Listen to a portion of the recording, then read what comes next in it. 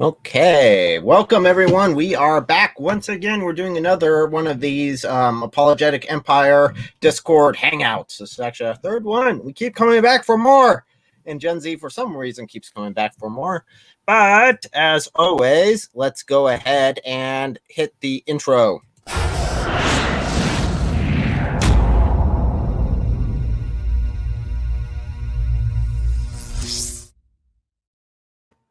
I keep promising you guys a new intro, and I just have not got it done yet. Just for those of you who are joining us who are not familiar with my channel, I am a Christian apologist who focuses on logic, science, history, and cultural context, applying those to the scriptures as well as to the Quran. We did just have our friend join us, but let me get through the intro first. Let me go ahead and pass it off to Gen Z, and he will do his intro if you guys are not already familiar with him. Hi, Gen Z Apologetics.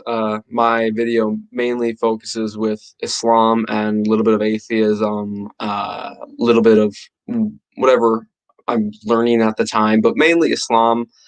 I wanted to do both Islam and atheism, but I just did more Islam, so that's usually my stick until I start doing atheism again.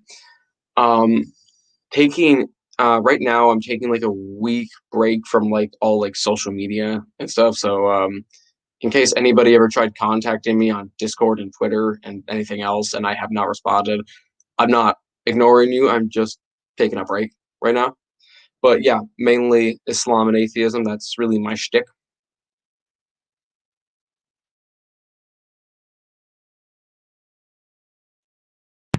And Taki, you want to throw something in there for you?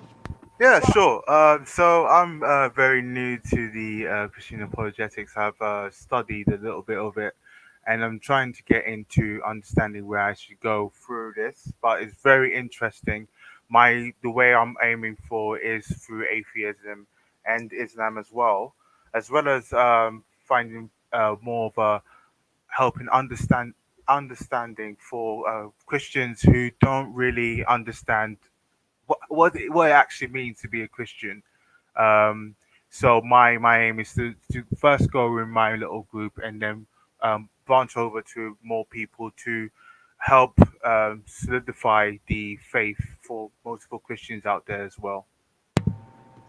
Okay, fantastic. Let's go ahead and welcome our friend on in here. Hey, welcome back. You keep coming back for more. Don't know what's wrong with you.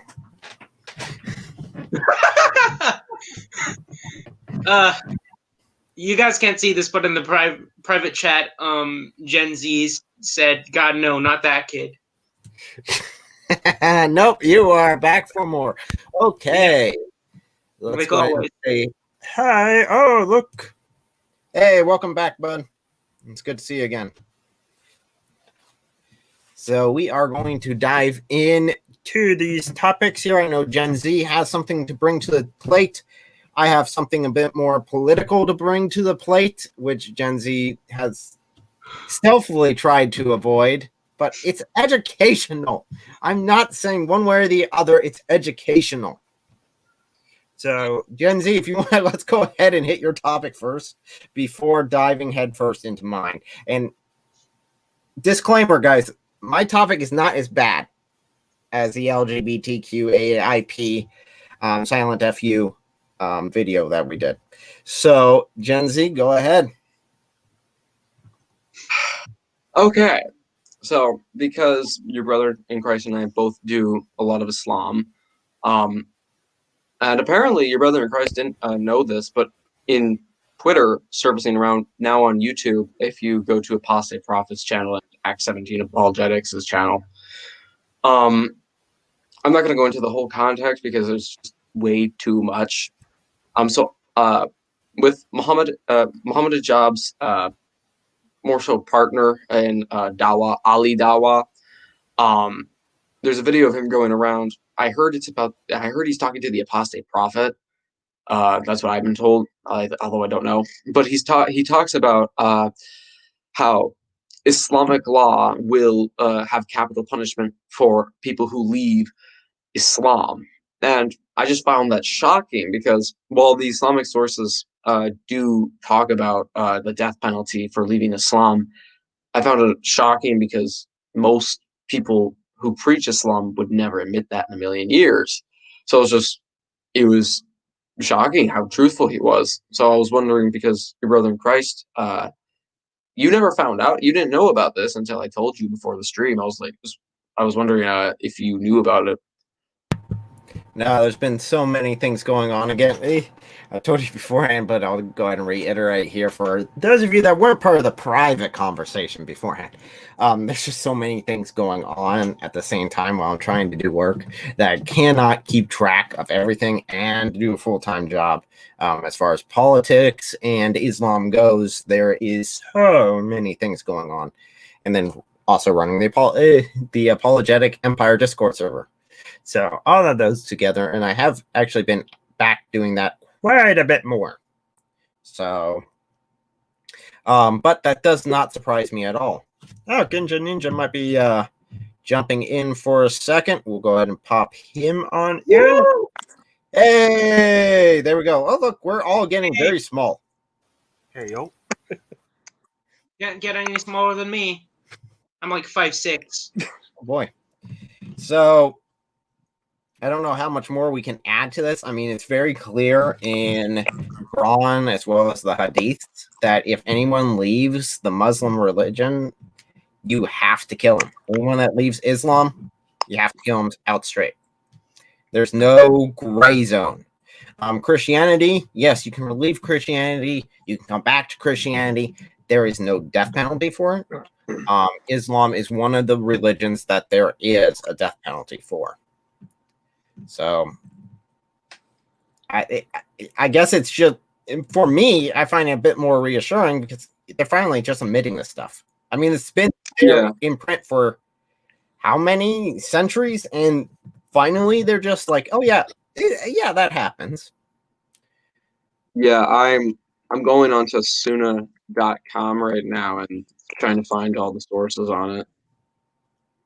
Now, Muhammad was very, very clear. He's also very clear of anyone that insults him. Yeah, that's true.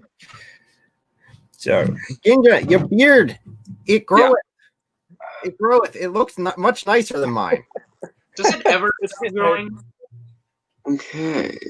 But not happening for me. Okay. Found it. For them. Okay, what do you got, bud? Now there's a few of them. Sunnah on the Sai 40:62. Whoever changes his religion, the Messenger of Allah said, whoever changes his religion, kill him. Sunnah grade Sahih. Sunnah An-Nasai 40:59. Whoever changes his religion, kill him. Sahih 40:61. Whoever changes his religion, kill him. I know a guy who gave me the Bukhari reference, but I can't remember the number right now. It's just multiple right now. It's just multiple stuff from just saying it, like especially in Sunnah on the side. He says it over and over again. Whoever changes his religion, kill him, just repeatedly. Who's the Sunnah on the side 37:70. The Messenger of Allah said, whoever swears by a religion other than Islam, telling a lie, he will not be. Okay, that is about. That is not the same. That's about Takia. I typed in lying and his religion, kill him. So there's a lot. So it's but yeah, it's all over the Islamic sources. You got Sahih al-Bukhari, Sunnah an-Nasai. I think there's one from Sunnah ibn Majah. So I think if I do a video, I'm taking a break right now, but I think if I would ever do a video, it would be on this topic because by the time I come back, it will be old and stale. So if anything, that will be. If I make a video within like the next week or two, that would be on it. Well, I mean, so I'm thinking about that. As far as apologetics for towards Islam from Christian standpoint, there's been a lot of truth coming out finally. A lot of the stuff that apologists have been just pointing out, saying, this is what's happening. This is what's happening. They're finally coming out and actually saying, well, we were wrong. They were right. We were kind of lying about the entire time. And it's what it is. Just like the preservation of the Quran. they came out. Finally, their own apologists are coming out saying, "Oh, that's problematic." I mean, there's just so many problems with it. We don't want to talk about it in public. Can you imagine if any Christian ever said that about any topic about the Bible? We just don't talk about that in public. We gotta keep that behind closed doors. I mean, in some way they do. Like for instance, Joel Osteen, if he defines himself as a Christian, he does say, "Oh, we don't talk about hell in front of everyone," sort of thing. So yeah. I don't care. I definitely talk about it. I'll talk about it plain and simple. That's what it is. There's no ifs, ands, or buts. I mean, I talk about that too. Just not very much. It's not the full focus, but yeah, to say that it's definitely about something that's critical to their faith because they've been building for years that as their cornerstone, as that has not been changed. That has not been changed. That's not been changed. It's been changed. Pretty much. It's like saying, well, for Christianity, a comparison would be saying, well, you see, Jesus didn't really die on the cross. It's like, wait, what? That's kind of important. Let's not skim over that.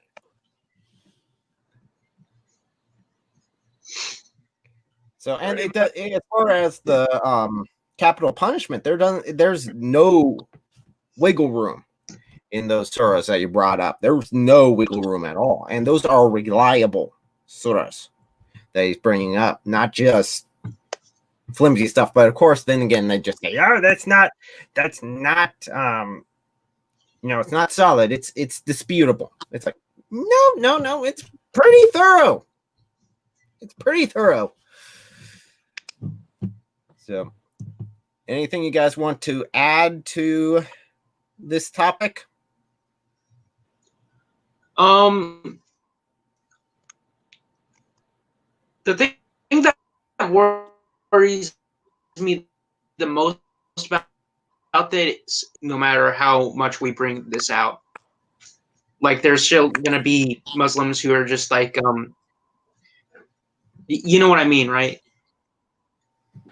Muslims are still going to go back to it. They're still going to use the same argument over and over and over again. Yeah, we've got to be aware of that. We've got to be prepared for that as far as apologists who are taking on that. We've got to be equipped, but now we have a shocking ally in some of the Muslim apologists. They're coming out and admitting this. So we can point them to their own apologists and say, hey, that's what they say. Yeah, Hayden posted a video about that kind of what's his name again? Zachary or Hayden, you know what I'm talking about, right? Zakir Naik. Yeah, Zakir Naik versus Zakir Naik, or maybe it's another apologist I'm thinking of. Not Yasser Qadi versus Yasser Qadi. Yeah, that one. That was a pretty funny video. But it presented a really good point where, like, whenever they're like straight up just talking to Muslims, they're gonna be like, yeah, the Quran's like totally completely preserved. But whenever they're talking to actual academics who know if you make a mistake, he's like, oh yeah, there's just a couple differences, and it's just this whole back and forth thing. So we do have an apologist who's in our discussion. Hey! Yes, welcome, Mr. Phil Fox. It's always good to have you. It's always a pleasure to have the family here. Okay. So yeah, they keep going back to it and just keep pointing out what their apologists say.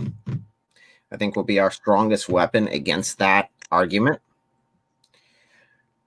If there's nothing else on the topic, we'll go ahead and roll on to our next one. Oh, is this your politics thing? No, I was going to open it up for anyone else and move my politic thing for the end because I'll still be here probably when everyone else leaves. Well, You don't have to agree with me, Jen. I'm not going one way or the other on politics. I just don't really hang around for that part. I don't go one way or the other That's because his opinion. I like to politics. I think people should talk politics more, but I like to have a job. Oh, boy. Okay, so Ginja Ninja, do you have any? Oh, never mind.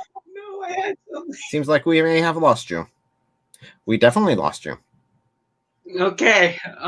Well, what I was gonna say before you tried to pass it on to Jinja was that, I mean, I'm not sure if you care that much, but I think I came up with the channel name. For yours? Yes. New Heart Apologetics. What about that, huh? New Heart Apologetics? Yes, New Heart Apologetics. It's got biblical references. It's got... Yeah, we could definitely go with that. No, I could see that. I don't think anyone has any of that, but which is a good thing because you don't want to pick a name that everyone has. Right. By the way, Jen, did you notice? Oh wait, you haven't been on Discord, but if you, because you haven't, I'll explain it right now.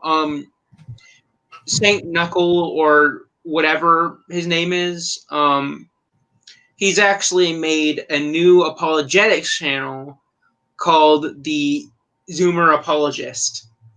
How do you feel about that? He's stealing your brand. I've got copyright on that, but I've been around longer, and I have more. That's what I'm looking for. I have a bigger following, so bring it. I'll go to war on. I'll go to war on this. I stole Gen Z. That's mine. That is solely mine. But I really don't care. Okay, so we got a question from Mr. Phil Fox. He says, "Why Newhart?" Apologize. It just sounds cool to me, honestly. I think it worked well with definitely using the Bible verse where God is telling you that He will, that one, give you a new heart. I always think about that verse, even though for some reason, I can never remember it. Whenever I watched The Case for Christ and I heard that verse being played out, it kind of moved me a little bit. So that's where it kind of comes from, I guess.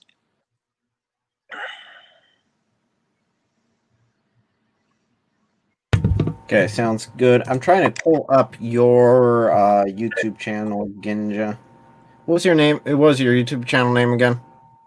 Because I just Islam Examined. Okay.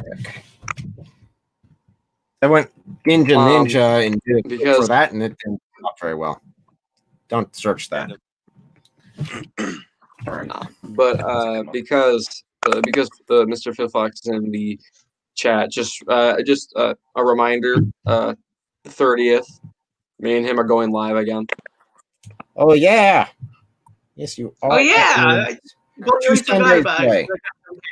We'll probably have another apologetics group here again next Tuesday. I'm thinking about doing it weekly, and then we will have your live stream with Mr. Phil Fox to go watch, which will be fantastic. So let's see here. Channel. Okay, there we go. Oof. Okay, so let's go ahead and do our spotlight. Let's get started with that. First of all, my lovely son has a mustache. My wife seemed to want to make us into teams, but she only want to do much. So, okay. So we have, of course, my channel, which you guys are familiar with. I'm not. You're not? Not at all? Oh, No, my. What do you I'm just. What do you do again? Apologetics. What's apologetics? What?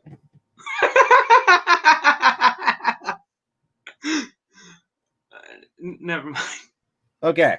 So we got Gen Z here, who is growing nicely. Look at that, 109. Woo! Nice. Well done. Oh, by the way, I did resubscribe after you launched the video.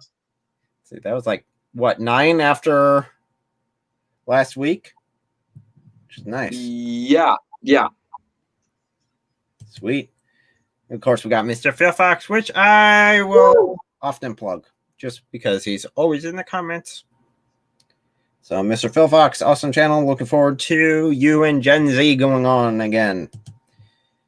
Of course, my wife, which she would kill me if I didn't put this on there. But you didn't put it on here last time, did you? Yes, I did. I plug hers every time, and I will make sure I go back and re-edit it in if I missed it. All right. And then we've got Islam Examined, which is up to 20 subs. Nice. Nice. It is growing. That's way better than Gen Z. What? I'm kidding. It's about the same. Let me count first. What was he at what were we at last week?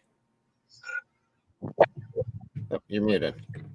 Last muted. week I just broke 100. You just broke 100. Ninja, what were you at? Last week. Ginger was at 17 last week. 17? Okay, so he's got 3. So you're growing. You haven't got. You need to get a new video out. Don't know what that clicking is.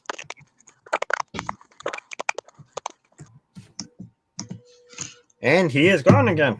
Okay, fantastic. Let's go ahead and go back. Okay. So, do we have any topics you guys want to hit before we continue? I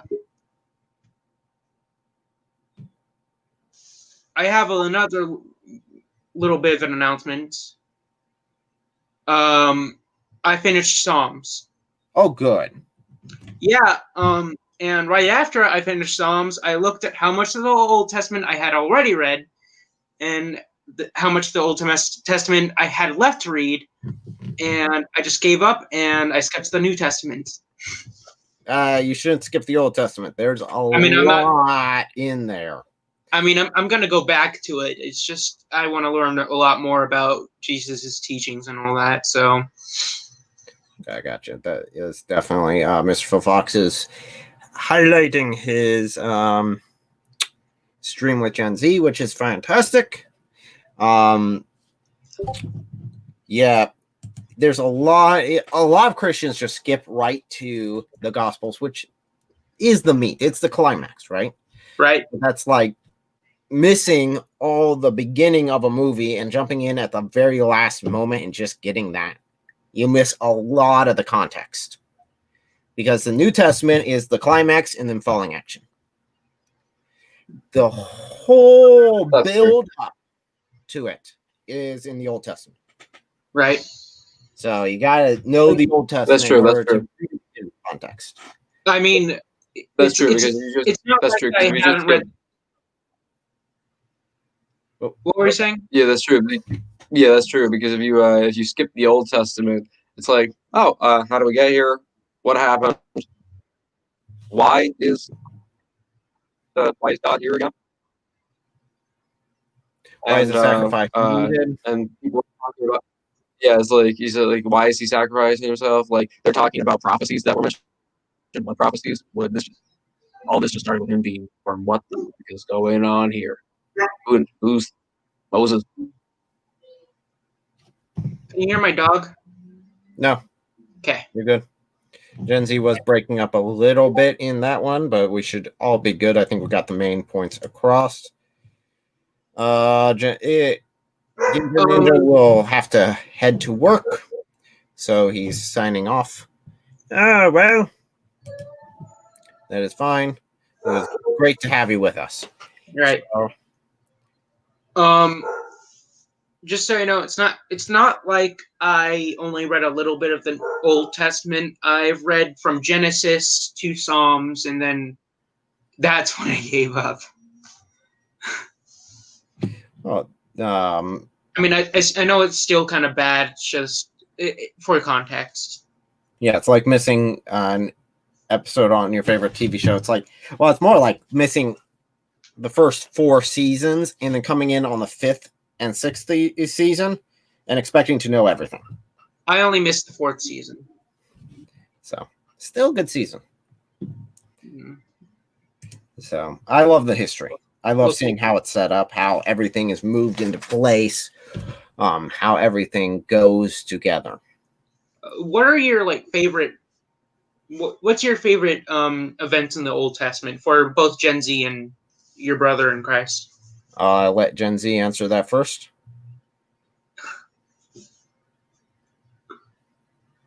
Thanks. I guess it just depends. Bible has stuff for almost any situation you're going through. So I guess it just depends on the situation you're going through right now. Let me say personally, for me, it's First and Second Psalms. First and Second Samuel. First Samuel specifically, where the Ark of the Covenant is stolen, and it goes before the Philistines place it before their god, and their god crumples down and goes through this whole thing over and over and over again. They start iterating details that are very interesting because they're not things that would be in a made-up story. Like whenever the statue fell down and broke its hands, that's why the priests of that religion don't step on the altar anymore. That bit of information, that little detail there, shows more context, shows that this is a historical event because it has reaching impacts. And it's very easy to check because any Israelite could have gone to the Bible and said, it says they don't do that. Go to the Philistines, it says they do that. Would have been very easy to disprove, but yet that tiny bit of information that is historically true adds to the validity of the Bible. After that, the whole sending it around to all the different cities, and the cities going through plagues and rats and boils and being sent to the next one, and then the city running out and saying, "Oh, don't send it to us. We don't want this stuff. Send it back." The season 2 finale is amazing. Yes, it is fantastic. But those sort of details I love. Personally for me, I do enjoy. Yeah, personally for me, I do enjoy the history parts of the Bible. But that's just personally because I like history. Right. Forgive me, but I can't remember this one event. There was the city where the walls came down. Jericho? Yeah, Jericho. So something that archaeologists found that was interesting was that the walls did come down, but they actually came down from the inside instead of just somebody actually just attacking him from the outside. They fell from the inside, which is a really weird historical detail that kind of just brings a little bit more to the case that something was going on that was otherworldly or whatever. Well, I focused whenever I went through my study on is the Old Testament true? Is there foundation for is there foundation for the Israelites? Does Judaism have foundation? Because that's critical for Christianity, because that's where we came from. That's the beginning. That's part one. If part one was false, then part two can't possibly be true because part one already fell apart. But that's something I really focused on in that. And let me pull up an image, actually. There we go. Ancient Jericho. Multiple different walls, multiple structures. Really a defensible Did you just position. have, What? did you just have that at the ready?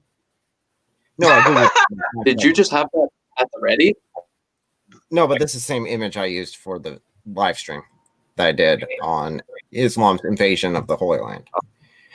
And there's no way that Israel would have conquered the Holy Land without God's intervention. I mean, they're desert rats. They spent 40 years in the desert and then turn around and are able to conquer cities like this. These are fortified positions. You need, by earthly standards, looking at that, you would need siege engines. You would need military forces. You definitely need swords and military equipment, considering that the Israelites didn't have those, or at least very few of them, until they've already started taking over cities. I never heard about that part. About what? Like, just the little detail that, like, they were. I know that they were desert rats for 40 years, but I never took into account that they went from desert rats to city conquerors all of a sudden. Yeah, it was instantly within one generation. On top of that, the people that they were invading were warlike. These people would fight among themselves. I mean, you don't design walls like that if you're not used to defending your city against outside attack. So these were city-states that were fighting with one another with standing armies. So these guys weren't alien to war. But what were the Israelites? Well, they were the first generation that went into the desert were slaves. Yes, used to hard labor. Yeah, I would expect them to have some muscle mass. The second generation, not so much. If you're looking from a secular standpoint, the desert isn't known for being abundant in food. So if you take God out, the miracles out, and say, well, they would have had to have survived 40 years with only the bare minimum, there's no way they could have taken a city like that. So just putting that into perspective. Now, that was the first time I was accused of being a Jewish supremacist for some weird reason. I don't know why. That was the first one. And then my video on Hitler, talking about was Hitler a Christian, still got the same thing. I'm a Jewish supremacist without realizing it. It's all about the money. Too bad I don't see any. I do this for free. That's exactly what somebody who works for the Jews would say. You before, you definitely would have really cheap back props in order to hide the mess that's behind it. So, yeah, that's very interesting. I'm surprised how much, I was hoping to do this with Air Church, but there just was, we haven't been able to sit down a day talking about the anti-Jewish sentiment that's within the church itself. Because these accusations were coming from Christians. And I'm sitting there like, what? I can understand the Talmud afterwards, a lot of the teachings that came about after Christ. Yeah, they definitely diverged.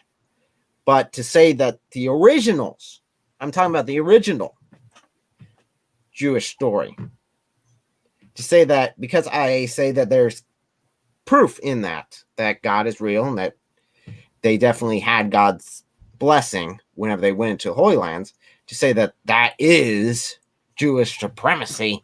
And I look and think, okay, what's the foundations for your religion? Because that's one of the big stones up there. It's not the big cornerstone, granted, but it's pretty essential.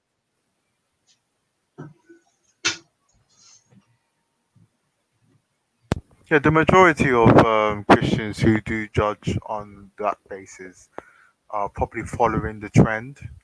They don't even also understand the true story.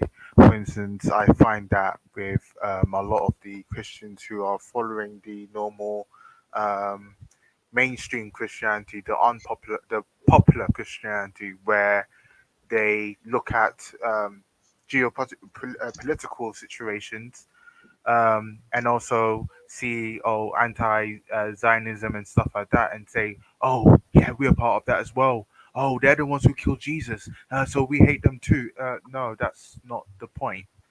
And that's the problem with Christians who are following the world rather following Christ. Well, I just think of course, military, because we are at war, we are fighting this. I see the Jews, definitely the first Old Testament Jews, as being the vanguard, being the first ones there. They're the ones paving the road. And then the Christians coming back and shooting them in the back. I'm saying, we're on the same side. I know nowadays Judaism, yes, it's corrupt. Yes, it needs to be led to there. They're missing the whole point of the Old Testament. But still, there's no reason to have such a hatred. And that's what it is. It is hatred that I found. It's not just saying that they're wrong, just like I would say Islam is wrong. I'd say Judaism is wrong.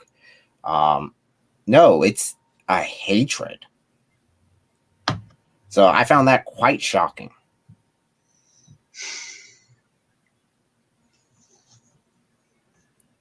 I'm sorry, Gen Z. I know this is getting terribly close to politics for you. I'd love to do like 4 or 5 streams. It is? All is politics just to annoy him. Well, I mixed politics into my video, so whatever is because we've got to apply the Bible to our current life, to this age that we're dealing with. And part of that is politics. As joyful as that is, it's part of it.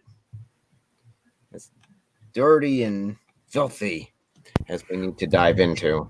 Speaking about Israel, what do you think about the peace plan? The Trump put forward? Yeah. I think it's working. I think it can. This can work. For once, I don't think that it's not one-sided, which all of Obama's plans had been one-sided, where Israel was just on its own.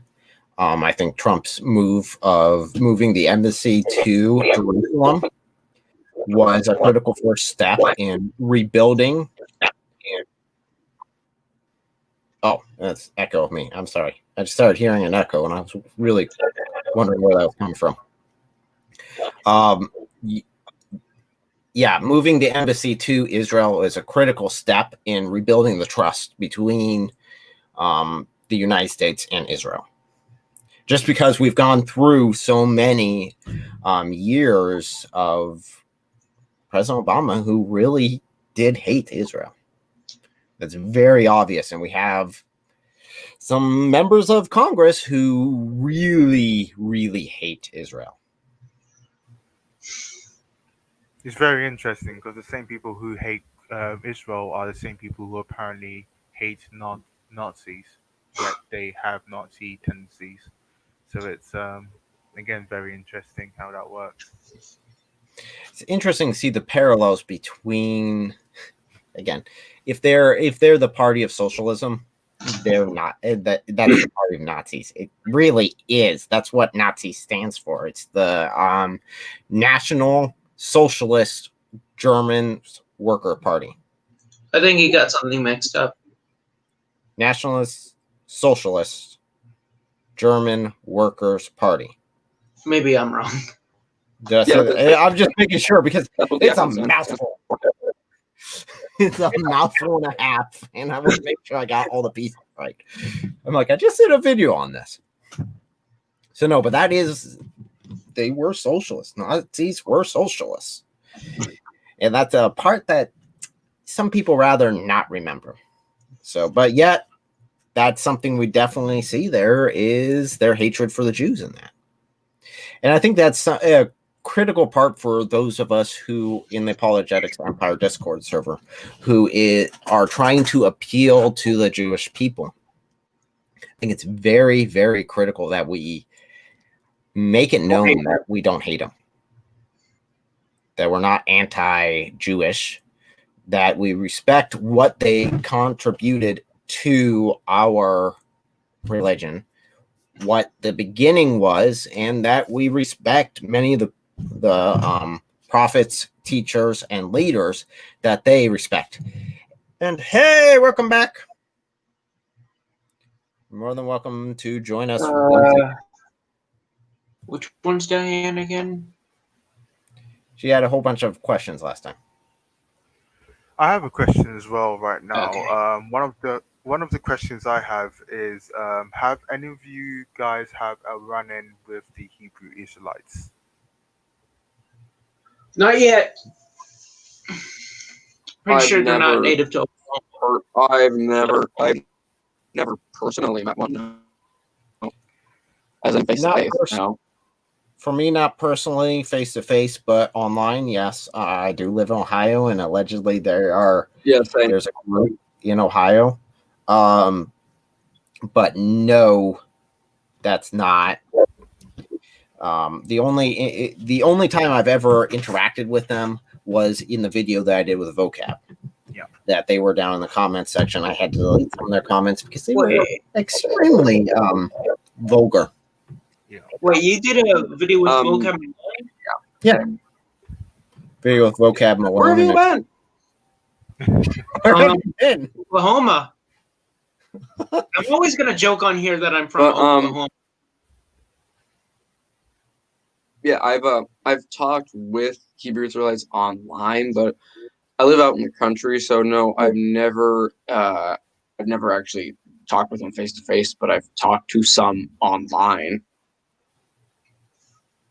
Yeah, so I had an experience with them face to face.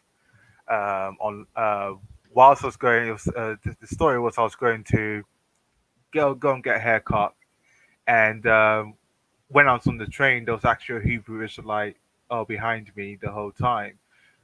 He was in his purple gear with the gold little things at the end and stuff like that. Yeah, IOIC.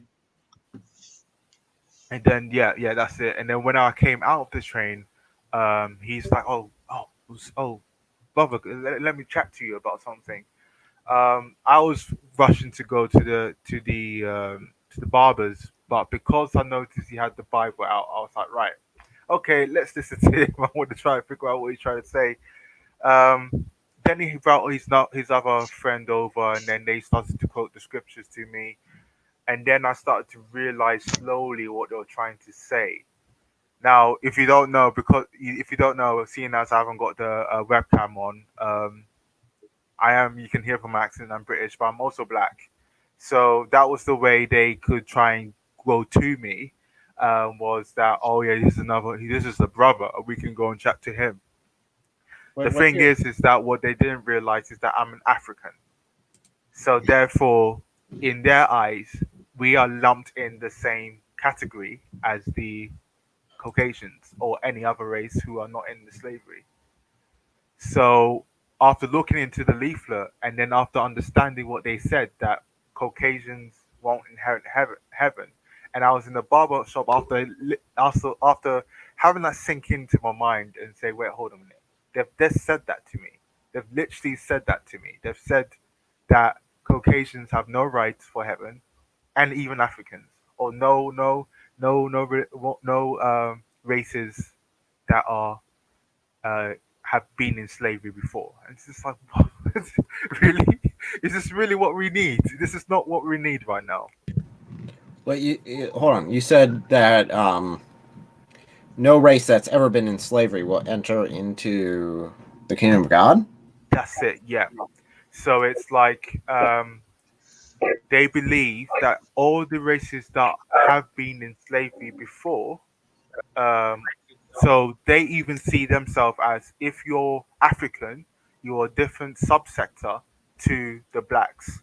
If you are the Hmm. slavery type, so for instance, anyone who's been sent to America, um, or any other places, you're a part of the slavery kind, and all the slavery kind are the ones who are who are able to inherit heaven because they are the true Israelites. Because Yeah, yeah. the cases of the curses in Deuteronomy saying about the slavery, and that's what they believe, that the Bible is all about them. It's not about, and they believe that the Caucasians are the seed of Esau, and God hates Esau apparently. Well, I Yeah. know. They believe that one West Israelites. You kind of broke up there, Jen. Yeah, some one West Hebrew Israelites will say that East Africans. Oh, I did. Where did Yeah. I break up at? All of it. Okay, so Sorry. no, all of it. So yeah, some one West Hebrew Israelites will say that East Africans, like if you descend from East Africa, they'll say you're a Hamite.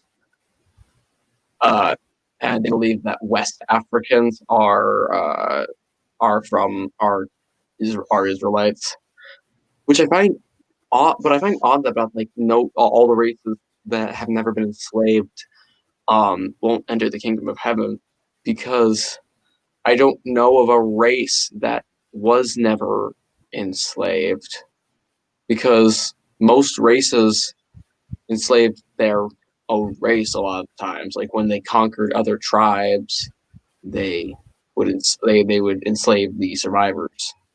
So Yeah, I don't think there's been a race throughout an ethnic group that has never been enslaved throughout the history of said ethnic group. that's it. I mean, even the people who have become the black slaves from Africa, I see them as, well, we've had stories in Africa, especially when I'm from the West African area. My mum has said this to me, that the slaves which was sent to the other countries were war criminals. They were prisoners of war. So the kings of the countries were probably like, we don't want them in our country anymore. And then here comes the Caucasian kind, which come and say, we can take them off your hands. So it was all about the prisoners of war. And to the Caucasians, seen as the black people didn't agree with their prisoners of war, they were like, well, they are cattle to us because even their own kind doesn't like them. I think that's very interesting. If you know my history, at least my heritage, um, Swedish Viking sort of heritage, we weren't the nicest people. We kind of pillaged, plundered, and took a lot of slaves. Actually, a lot of slaves from Europe down to Africa. Yeah. Quite a bit. So yeah, every people group, every color has been enslaved, That's at it. least at one point in their history. That's why making that a requirement to enter into heaven really makes no sense.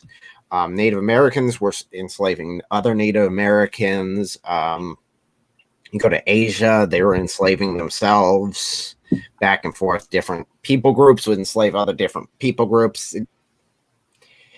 It's been happening since very, very early in human history. Yeah. What has happened recently is us throwing that off and giving equal rights no matter your skin color, no matter your place of origin, no matter your people group. We give you equal rights. You have just as much of a right to pursue happiness, to do everything that you can to make yourself happy as far as your life goes. Definitely in America, you do have the freedom to start your own company, Mm. to be able to hire out and to work, as well as set your own wage. So that is a new concept that's come around in the last couple of centuries. The concept of being equal and having freedom. Yeah. I know that America did not live up to that at the beginning, but even at its very beginning, that was already something that was causing fractures within the American government. Because slavery was already here in America before America was founded. Yeah. So, as many of the founding fathers originally wanted to write it to the Constitution that slavery was illegal. They backed off of that because they figured that they lose the South. They would lose the southern states, and they needed them in the rebellion.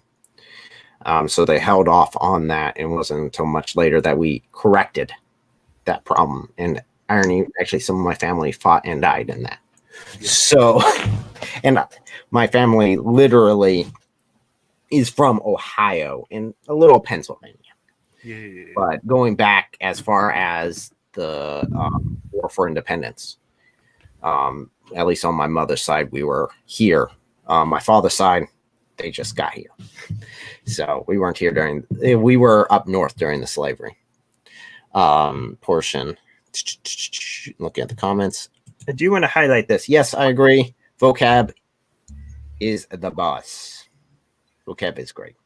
That's a replies when you send him messages on Patreon. David doesn't do that. I support it. My family supports Vocab, David, Wood, and John McRae. John and Vocab are very, very interactive. We talk. We have our meetings. They are very engaging. David, not so much. Tell him I said hi. Who? Which one? Yes. Yeah. Yes, both. Okay, both. Yes, but now, just as perspective, I don't like rap. I still don't like rap. I like vocab. I don't like rap. So, just putting in perspective there. Although my son definitely dances to vocab singing, which I find hilarious. There needs to be, like, I've been thinking about this for the past couple of days. There needs to be an Islama Size Me soundtrack. Size Me soundtrack. I just want the backpack. I just want the backpack. Not on loop. I don't know what was Ah! Nate's here. Hey, Nate. Welcome. Yeah. Glad I didn't scare you away Where last. did Gen Z go? I don't know. He disappeared. Maybe we got too close to politics. Hey, where's Perry? We can What? move it off that with there's another thing which I would like to chat about, which is The Chosen. Oh, the concept of the elect. No, the actual show, The Chosen. Oh, the show, The Chosen. Oh, okay, yeah, that one. Watch Oh, it. there he is. That's a shadow. For those of you that have not watched The Chosen on YouTube, go watch it. That is a fantastic show. I have not finished watching it. I have a pen. Sorry, that was my opinion on it. Yeah. I've only watched the first episode in my defense, so I don't know where they went with it. Pen? Well, yeah, Can you give me a pen? I cannot give you a pen. Okay. I don't throw that far. Yeah, the question was about The Chosen. The Chosen on YouTube. I've watched up to episode 5 and about to get. Well, I'm actually on episode 5 now. But I just had a few questions on that as well, with the ideas, for instance, with Mary, the story, the first episode, and how they depicted Mary, and where do they get the idea of calling her Lilith? The idea of what? I'm sorry, I missed that part. Yeah, the idea of calling her Lilith. Calling her Lilith? Yeah. I don't know. Lilith. The concept of Lilith it was still around during that time. I think, if memory serves. But don't know. Don't know. it's quite a weird story because, especially the time frame of which Mary is shown in the first episode and seen as the first miracle that Jesus actually did. When the Bible does this, the Bible says that's not his first miracle. The first miracle was with the wine and the water. So then it's a bit convoluted, the storyline, and then how they made, because of her madness or the demon possessed Mary was named Lilith and was Lilith to everyone until Jesus came and called Lilith Mary. Okay, there's two Marys. Which one are you talking about? There's Mary Mary Magdalene. Magdalene. Okay, thank you. Because when you started talking about Mary, my mind went to Mother of Jesus, No. and I was like, "What? They're doing what? That makes no sense." Do you remember anything that they do like that? Passion of the Christ is a very good movie. It's very heavily Catholic influenced. There's a lot of Catholic teaching in that. I still really like it for what it is. But keep that in mind, whatever they do as far as making a movie or anything like that, they're not going to be able to be 100% accurate because we don't really have that information. Yeah. There's a lot of spots that they're going to fill in and they're going to dramatize it and they're going to play it up. There's a scene in episode 3, I believe, where Jesus is talking to the children and he says something like, where is it in the scriptures that the Messiah will be a man of war? And it kind of does seem that there is some scriptures to say that the Messiah would be some type of man of war.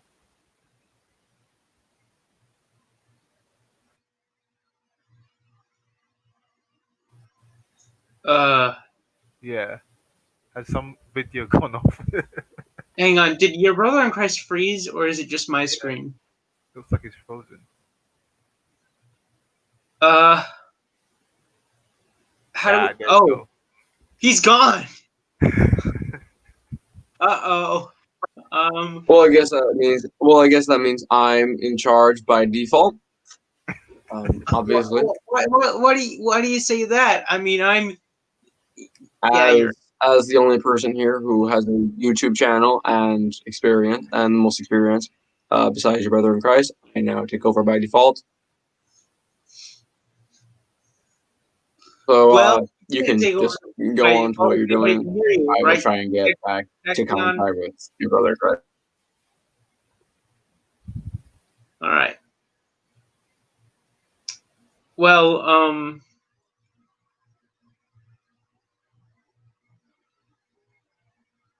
why are we all muting ourselves? Okay, so Oh, there you I don't know what I happened. am. He died.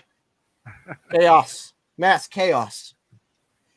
I was really confused. Moment. That was the apocalypse, but we're all good now. Okay, fantastic. Like, I thought we'd all have to fight and kill each other for whoever gets to lead the whole thing. Well, I'm glad it didn't cancel out because I was like completely gone. My internet was down. So that's very interesting. That's interesting to know for anyone that's using StreamYard. Doesn't matter if you get disconnected, the stream still continues. And as soon as you're connected, you're good. Can you double check it? What? I'm going to double check it and see if it's actually still streaming or whatever. Yeah, it's still streaming. It's on live. It's broadcasting still. Yep. Fantastic. All right, that's good to know. Let us know in the comments if you guys are seeing us. Fantastic. Okay. We were talking about Mary and the Passion of Christ and anything that's any sort of movie or video series that they make, take it with grain of salt. Take in perspective with the Bible. Just like any sort of writings, take in perspective the Bible. Lately, I've kind of been looking into this horror movie back in the 70s called The Omen. And it's basically about what would happen if the Antichrist actually came. And it's like super weird because like he's born of a jackal. He can only be killed by these specific daggers, which you can't find in scripture, but it's still like really interesting. it's a bunch of hogwash. Right. But just like any movie you watch, you're not expecting it to be like 100% accurate on everything. So just again, keep it with a grain of salt. Keep that in mind. Okay. So does that answer that question at least? Now that we have persevered through technical difficulties. You know, I think it's time for our final topic. What do you think? I Yeah. don't care. I'm good. All right. Flies. Still a problem. Okay. So we're done. Before everyone joined, because I had no clue who was going to join and who was going to come in, I was going to try to fill the empty void of me staring directly into a camera, hoping for the best. So I'm planning on filling it with a talk about what gun control, different topics about guns, actually. I know nothing about gun control. Sola Scriptiona. Oh, okay. So, by scripture alone. Okay, gotcha. Scripture alone, yes. I'm very much scripture alone, by faith alone, for God's glory alone. To answer that was a real quick one. Yes. I do not believe that the teachings of the Catholic Church have anything more than any other teachings. And I think the Pope's an idiot. That's just my personal opinion. I agree.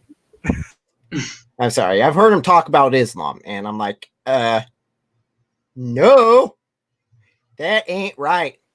There is also a movement. Ginger, you want to say something? Oh, Ginger? There is also a movement for Nope, him can't to. hear you.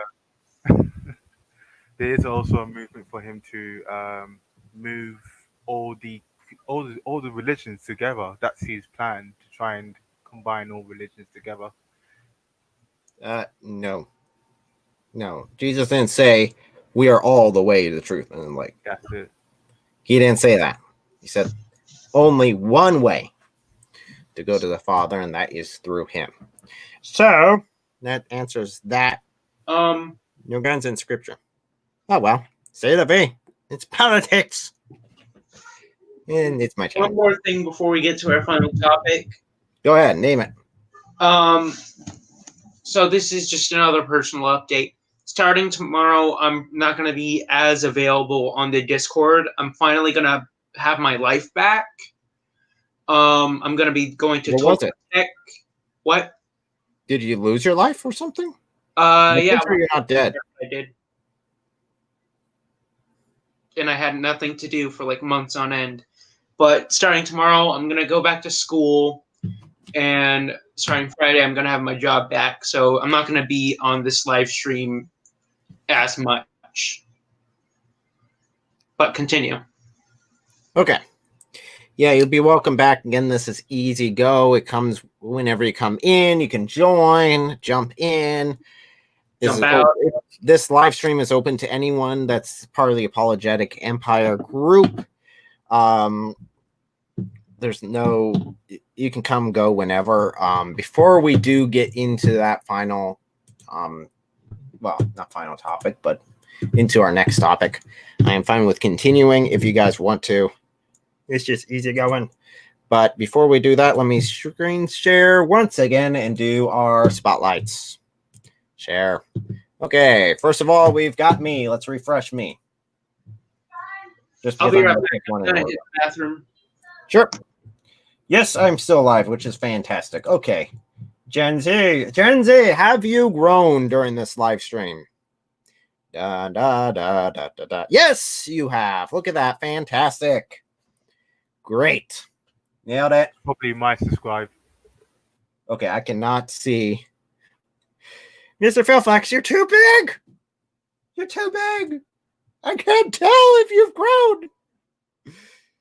Nope, can't tell. Doesn't show the other numbers. No. My wonderful and beautiful wife. Even though she cannot join us. Yes, she has. Look at that. My goodness, everyone's grown. Wait, hold on. Except me. I see a conspiracy. Oh well. Let's see about this one. Have you grown? Have you grown? Yep. Fantastic. Look at that. Beautiful. Beautiful. That is one of the intents of this group, is to highlight the different ministries that are going on that the Apologetic Empire has put forth. We'd love to see you guys continue to grow and to spread God's word to every corner of the world, every spot. So, as Nate, I don't know, Nate. You need to join us on here. You need to come on, show your face, do a face reveal here. Yes, he does have a channel. And you can put it in the chat too, because I think you're a mod. If you want to plug it. I don't know what it is. I'm not subscribed because I haven't looked it up. Did I hear face reveal? I'm inviting Nate to come join us for a face reveal. I don't know if he's done that yet or not. I'm just putting that out.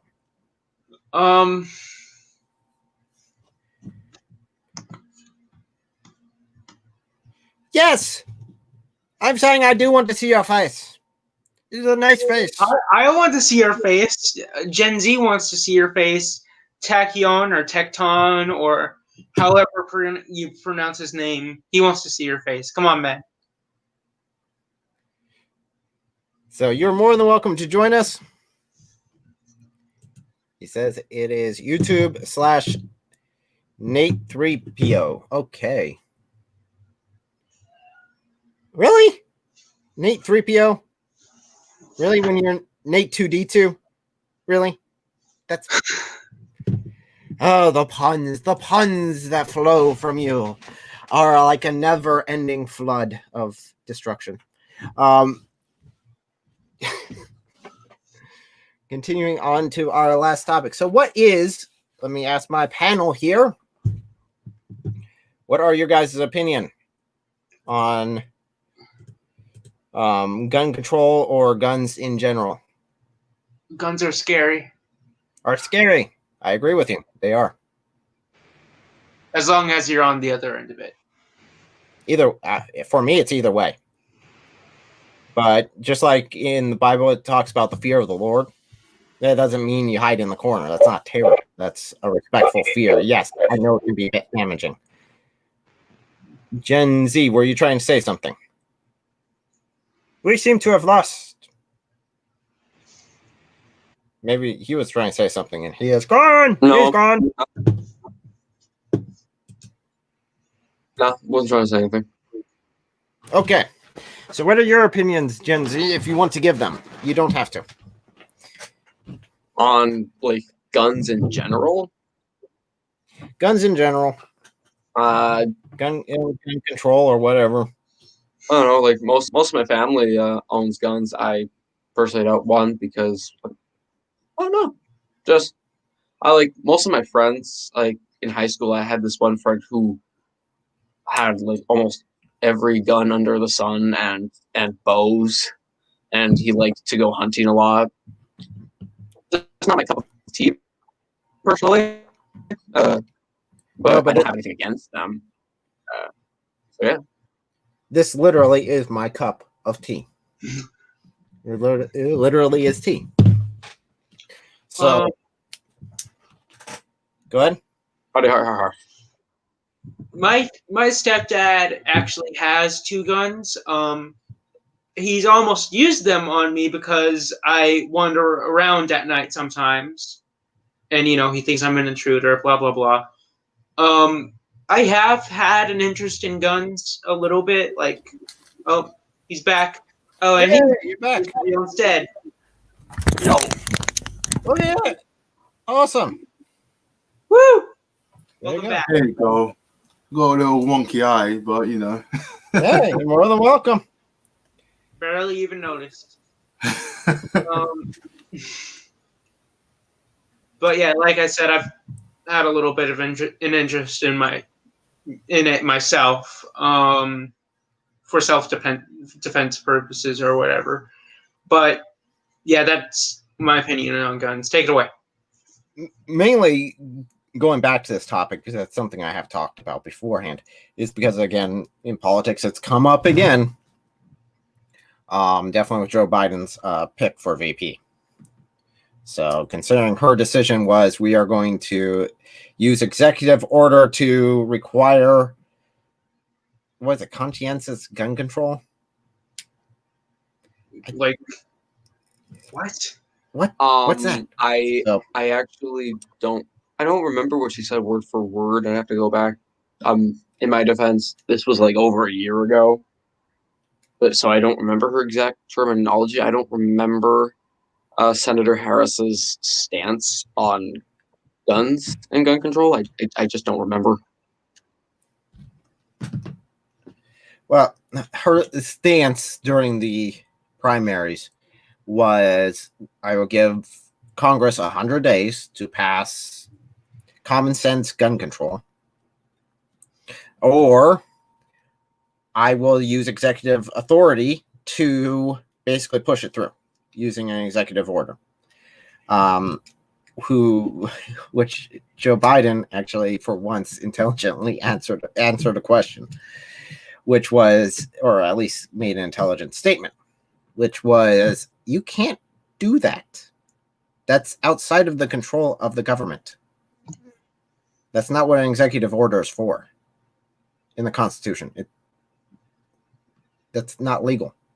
And her response is, instead of saying, no, we can't, let's say, yes, we can.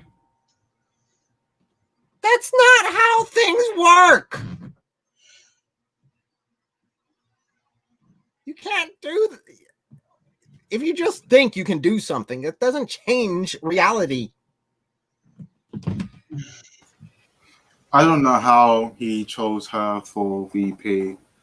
It's as if, like, as I say, it's a plan of getting run over by Donald Trump on this situation. How do you get someone who's polar opposite to what you're trying to say? Yeah, like, it's weird. Well, I had his whole thing.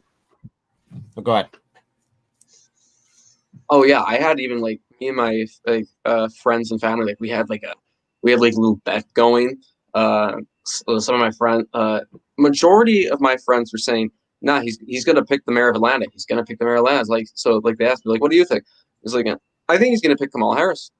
It's like, "Well, like why?" It's like, "I don't know. I think because her out of the majority of people, her name is out there the most because like what 3 months of popularity and that subsided, but I think because she knows that she has the most name recognition and she fits the boxes that Joe Biden wanted because he said, "I want my vice president to be a woman," and then he shrunk that down to a woman of color, and then it was down to like 4 people, which was like Karen Bass, the mayor of Atlanta, Georgia, Kamala Harris, and Susan Rice.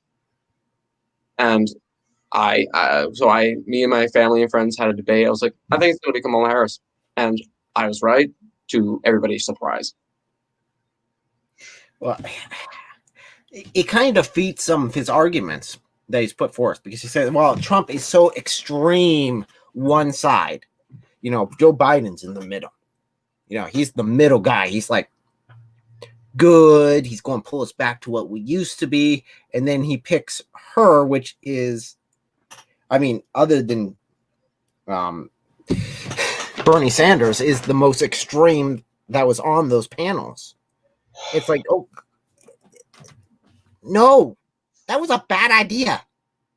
And I'm not even voting for you, or I'm not even agreeing with you on politics. I'm just saying that was stupid. At least get someone that kind of agrees with you, considering I'm of the opinion that Joe Biden will probably not make it through his first month without being declared incompetent. Yeah, I agree tactically. I don't think it was his best choice because he would have he was going to win California already. I think tactically, I think his best choice may have been the mayor of Atlanta, because he could have at least had a shot at winning Georgia with her. Mhm. Because but he was going to win California anyways. That's why I also wouldn't have picked Karen Bass, because she's also from California. But she would have had he would have had at least a bit of a shot, or at least a greater one, to win Georgia. And her name's not really that popular. It was only out there a little because of the whole Rayshard Brooks incident. So the left side of the aisle was a fan of her because of her decisions to arrest the rest of the cops during the incident. And so now people are saying that Senator Harris is what the New York Times says, quote, a pragmatic moderate. I would disagree with that statement. I think, was it 2018 or 2019 that she was voted the most liberal person in the Senate? I think it was 18, if my Okay. memory serves. So I disagree with that statement, but like they had like 4 headlines, and one of them calls her a pragmatic moderate. And I don't know where the mayor of Atlanta stands when it comes to being far on her side of the aisle versus moderate. I don't know where she stands on that. I don't think most people do, because she's not really well known. So I think that is a good thing to not really know, if at least national wise, because former President Obama, he was a freshman senator when he ran for president. So people didn't really know what his core beliefs were when he first ran. So I think knowing what some of the things you believe, but not knowing everything, can be beneficial in the realm of politics and running for president. But no, tactically, Kamala Harris would not have been my first choice. But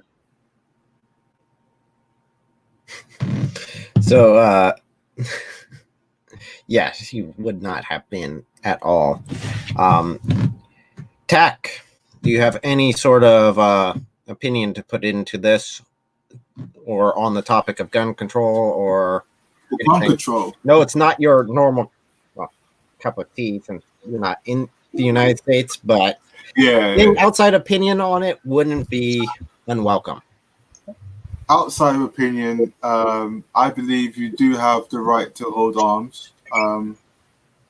It's the original idea for it is to propel tyranny, and right now, the grab for your guns is actually the idea. They're trying to grab the guns in order to promote tyranny, so that they can be more tyrannical against the US. So, under unpopular opinion in the UK, because the UK always seems to believe that they're on a more higher ground. They think that they call the Americans an idiots, but really, when you look at it, there's a lot that Americans are doing right. I mean,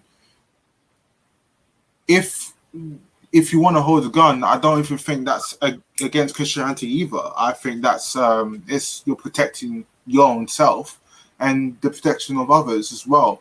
And if they want to try and defund the police at the same time, why take your guns away? It doesn't make any sense. So then who's going to protect who? Then you'll get some sort of Christians who will say, oh, Jesus will protect us. But look, that's you're not using wisdom in that sense. After that, you're not using your knowledge.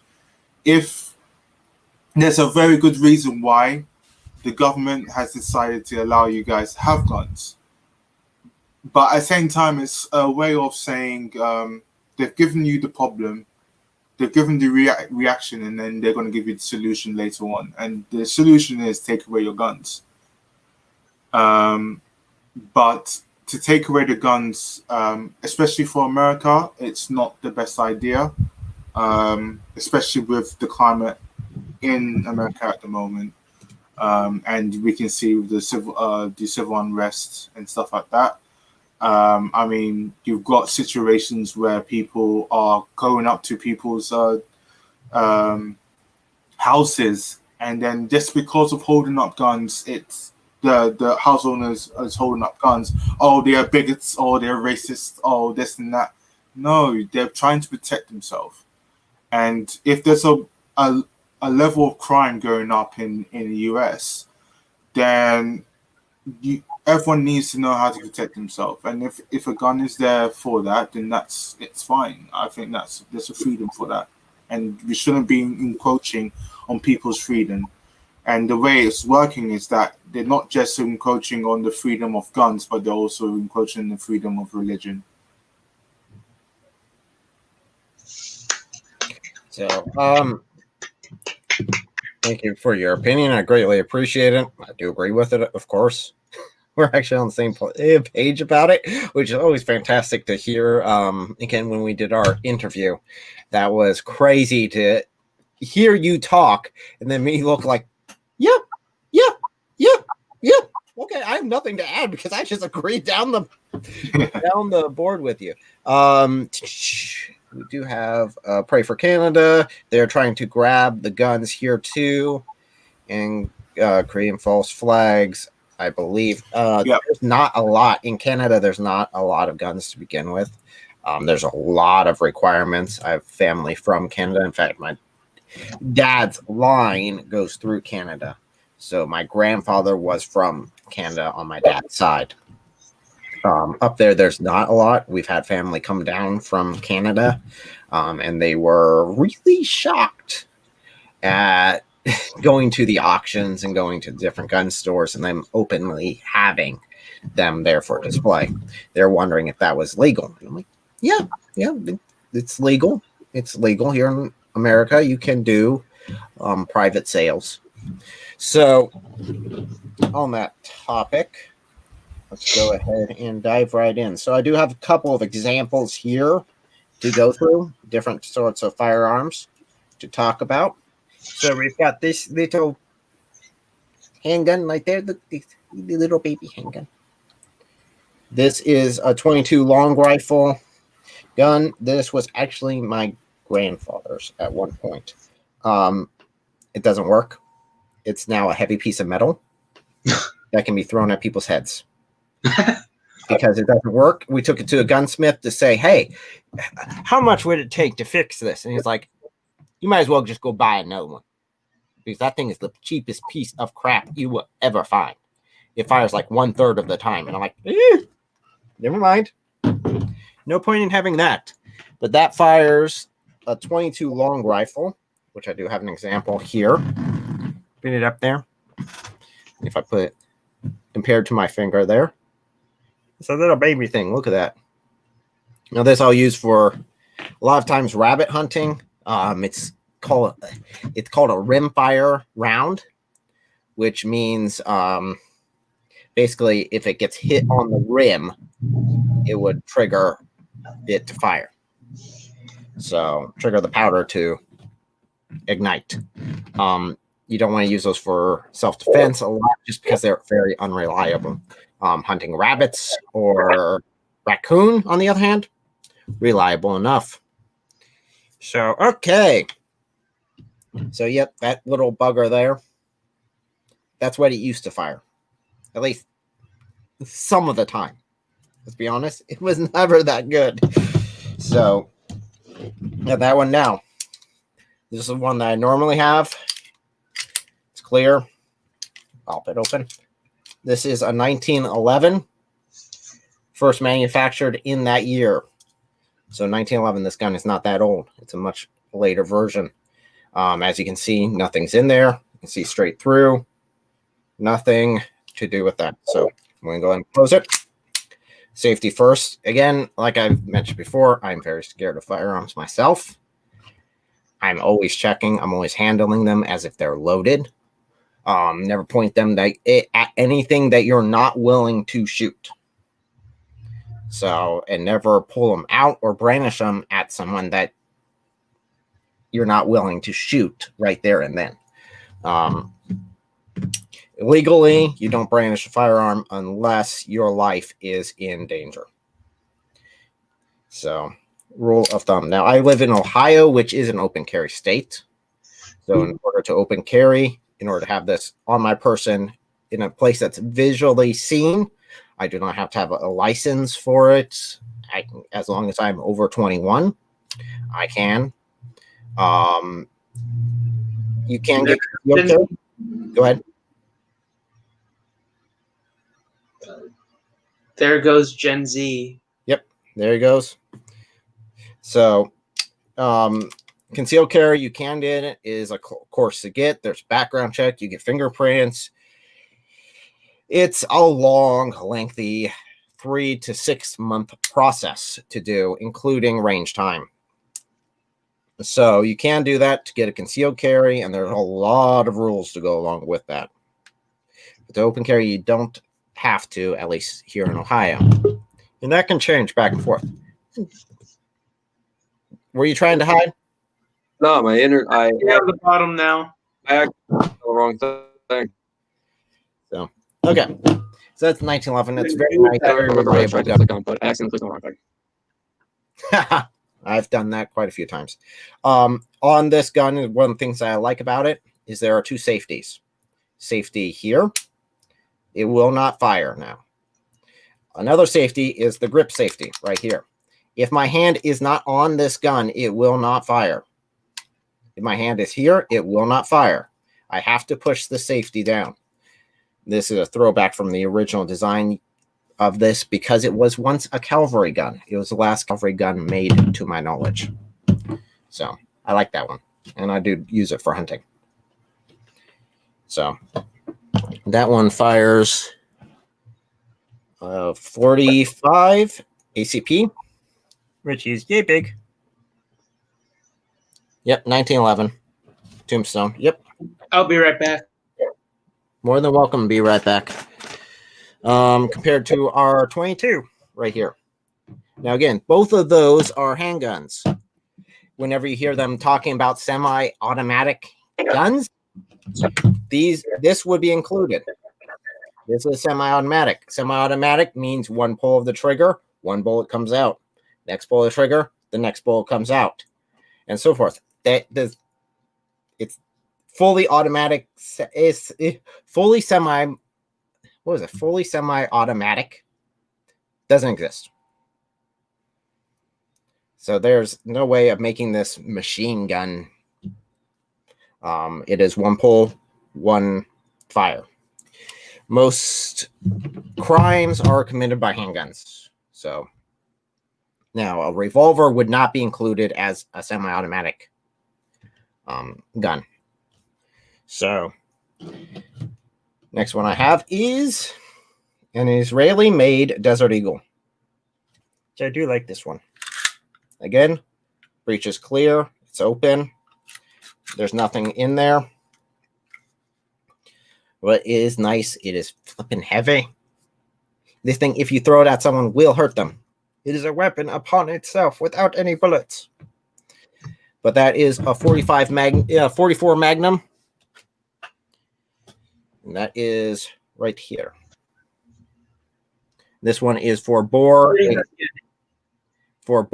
and deer hunting, actually. So that one in comparison to this. And then again with the 22. So we are stepping it up larger and larger. Now, again, it's a handgun round. You can't hunt with those in Ohio because they are straight-walled cartridge, which just basically means they're straight. There's no necking down. It's just straight. So you can hunt with both of those, and they do meet the requirements outside of that for hunting. So, any questions from my panel before I continue? No. In terms of, don't want to ask the whole how much it cost, but in terms of budget we spent on the actual weapon himself. Okay. I don't What's have the a problem range with that. This one here, again, whenever you go to, you hear this with politicians a lot saying, oh, you know, there's the gun show loophole, or there's this sort of loophole where you don't have to have a background check. That's a bunch of bullcrap. You have to have a background check. It's required. In fact, any place that you can pick up a gun, as far as a store or shop goes, they'll do the background check. And if they smell that you're a little off or think that you're not being truthful in some way, they have full rights to say, we're not going to sell for it to you. Please leave the store. So, and if you've ever been investigated for domestic abuse, that's something that they'll also bring up. So, as far as pricing goes, this one is, I think, like $100, but it's $100 wasted. Don't ever buy any of these sort of things. They're junk. Only reason I keep this is because it was my grandfather's. It's one of the few things that I have from him. But again, it's a paperweight. It really is. The firing pin doesn't work on it. I think the firing pin broke on it. So, and if how guns work, there's a little pin that will shoot forward that will trigger the hit the back of the casing and trigger the bullet, trigger the gunpowder that fires the bullet. That's broken. So, paperweight. This one was about 500 and change. Again, 1911, very reliable gun. This was military issue for almost 100 years. So, almost. They replaced it just leading up. Very nice. Again, right now in America, we do have an ammo shortage. So, where the guns might not run too much, ammo like this would. Luckily, I think ahead. So I have enough for what I use. Desert Eagle. This is the most expensive gun I've ever bought. This was $1,800. So this is the most expensive gun I bought. Then again, it's Israeli made. It is quite intimidating piece of weaponry. You have that alone, no one wants to mess with you. Because those things are big. So that answer that. As far as moving on, I'll actually talk about rifles, which is something that has also come up, because when they think semi-automatic or fully automatic weapons, you think stuff like this. The AR frame guns, right? This one's very nice. Got the nice hand grip. I got the pistol grip, which for a while was illegal within the United States. Now it's not. When I say a while, I mean like 10 plus years ago. At least in some states it still is. So, I mean, granted, a gun is just as deadly if it has a pistol grip or not. It doesn't increase the lethality at all. Maybe comfort, but not lethality. Now, this one's big and scary. Open the breech. Nothing's in there. No ammo's there. Don't actually have it with me anyway. So now this here fires, and the reason I brought this rifle out first is it fires a bullet I have already shown you, which is a 22. 22, the smallest one that I've shown you so far. This is a varmint gun. It looks scary, but it is a varmint gun. It is big, black, scary, but it fires yay big.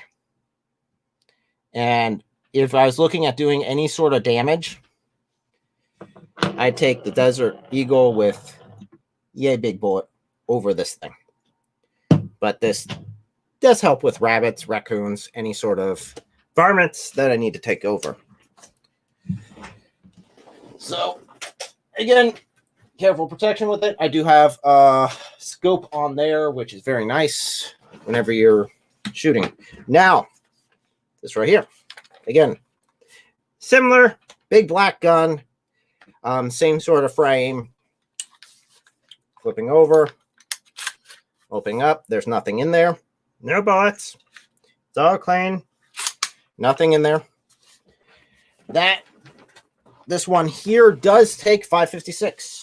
This one is what they call an assault rifle, which technically means something, a weapon that I'm assaulting you with. I can literally have an assault hammer if I threw it at your head. So anything that I assault you with would be an assault weapon. So there's so many catchphrases they use. So many little phrases that they try to hide behind. But that shoots this right here. That's a green tip. They were almost illegal inside the United States for a while, but they are currently legal just because they have higher velocity. So they go a lot faster. Again, this one compared to Desert Eagle. Compare these two again. Bigger bullet. It's got the necking down. I cannot use this for hunting within Ohio because of this necking down. And that just means that there's more powder to burn back here in order to make the bullet go faster and further.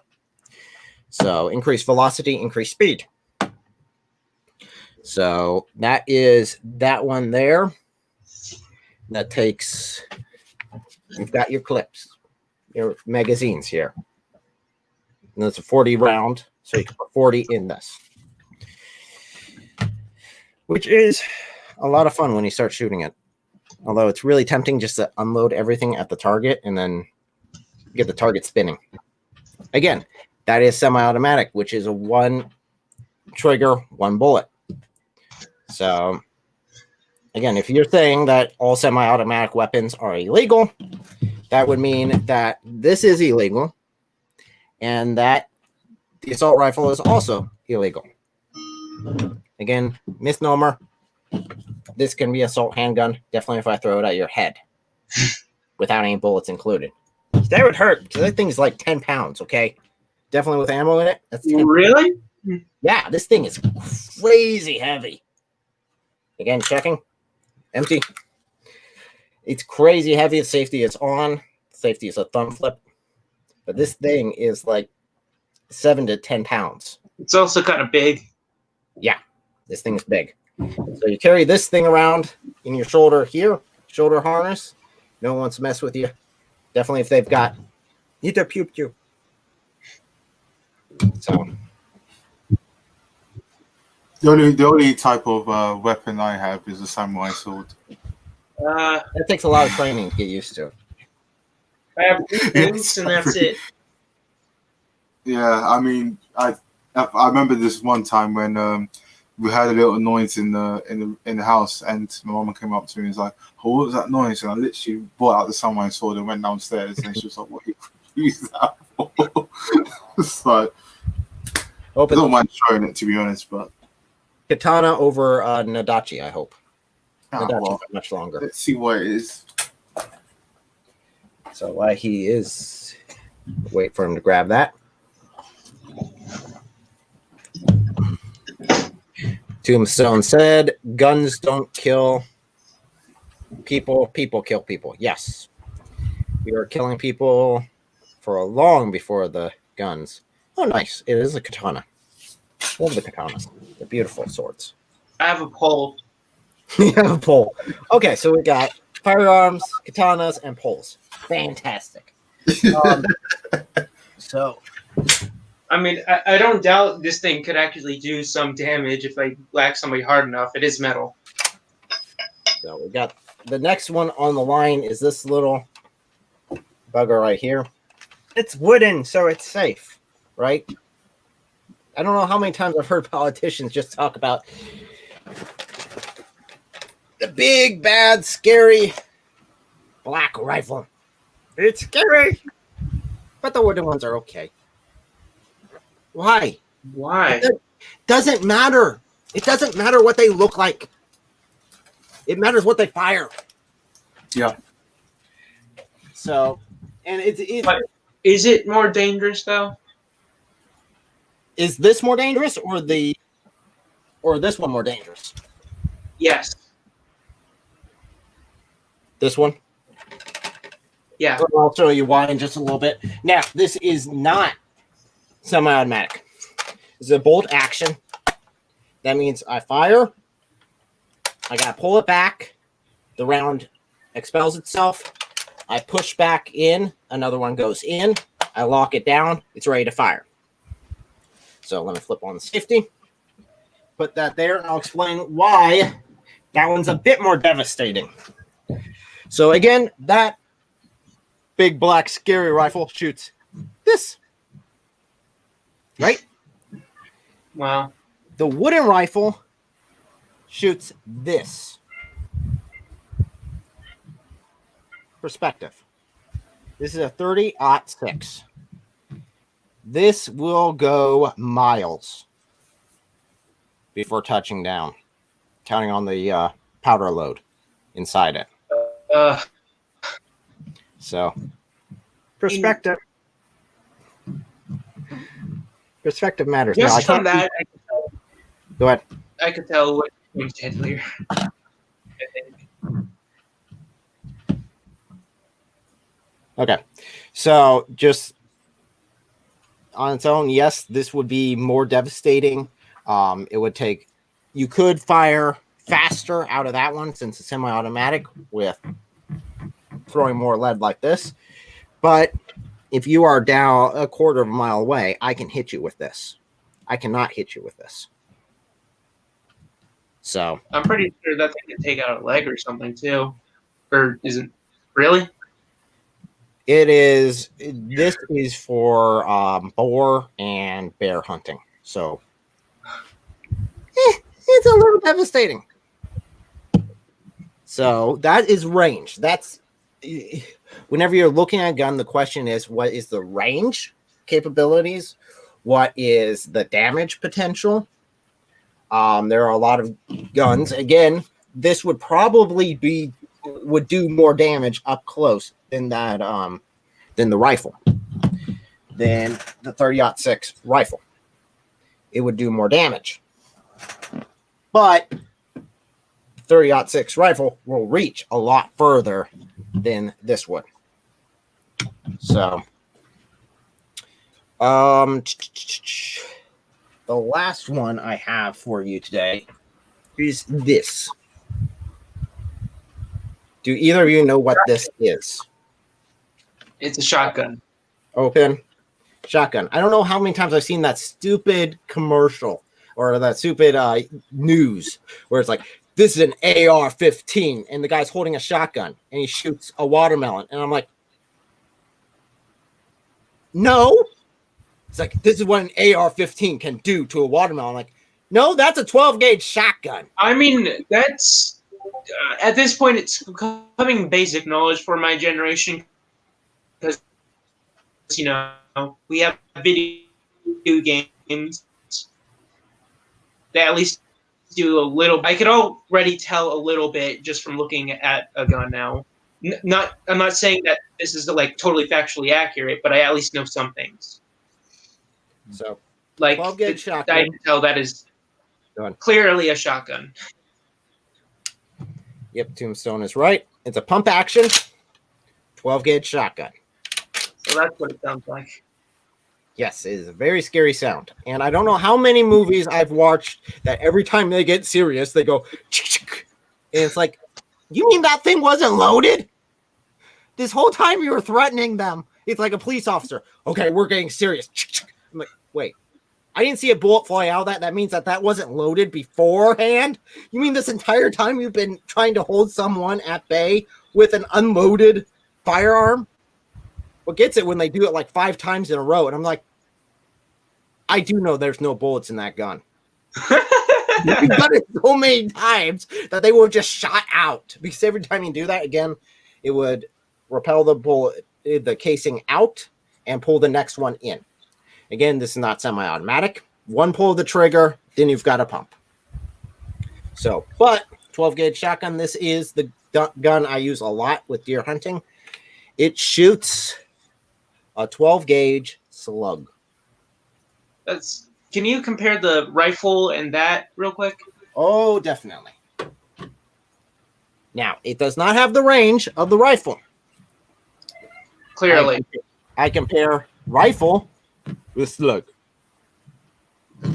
The slug looks a lot bulkier. As far as width goes,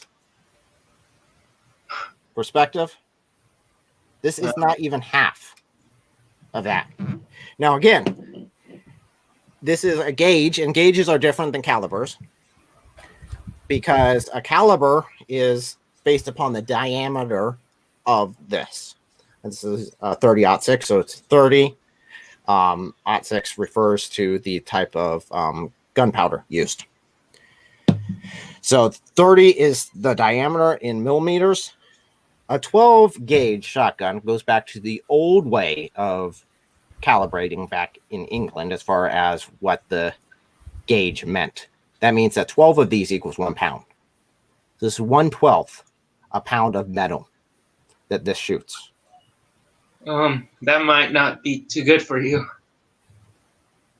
The metal is about to this point here before it gets to the wad and then the powder. This thing does about yay big hole in deer. But yet this here, no one talks about this. As far as the politicians go, no one talks about this because it doesn't look scary. It's wood. It's not scary. It doesn't have pistol grip. I mean, No pistol grip.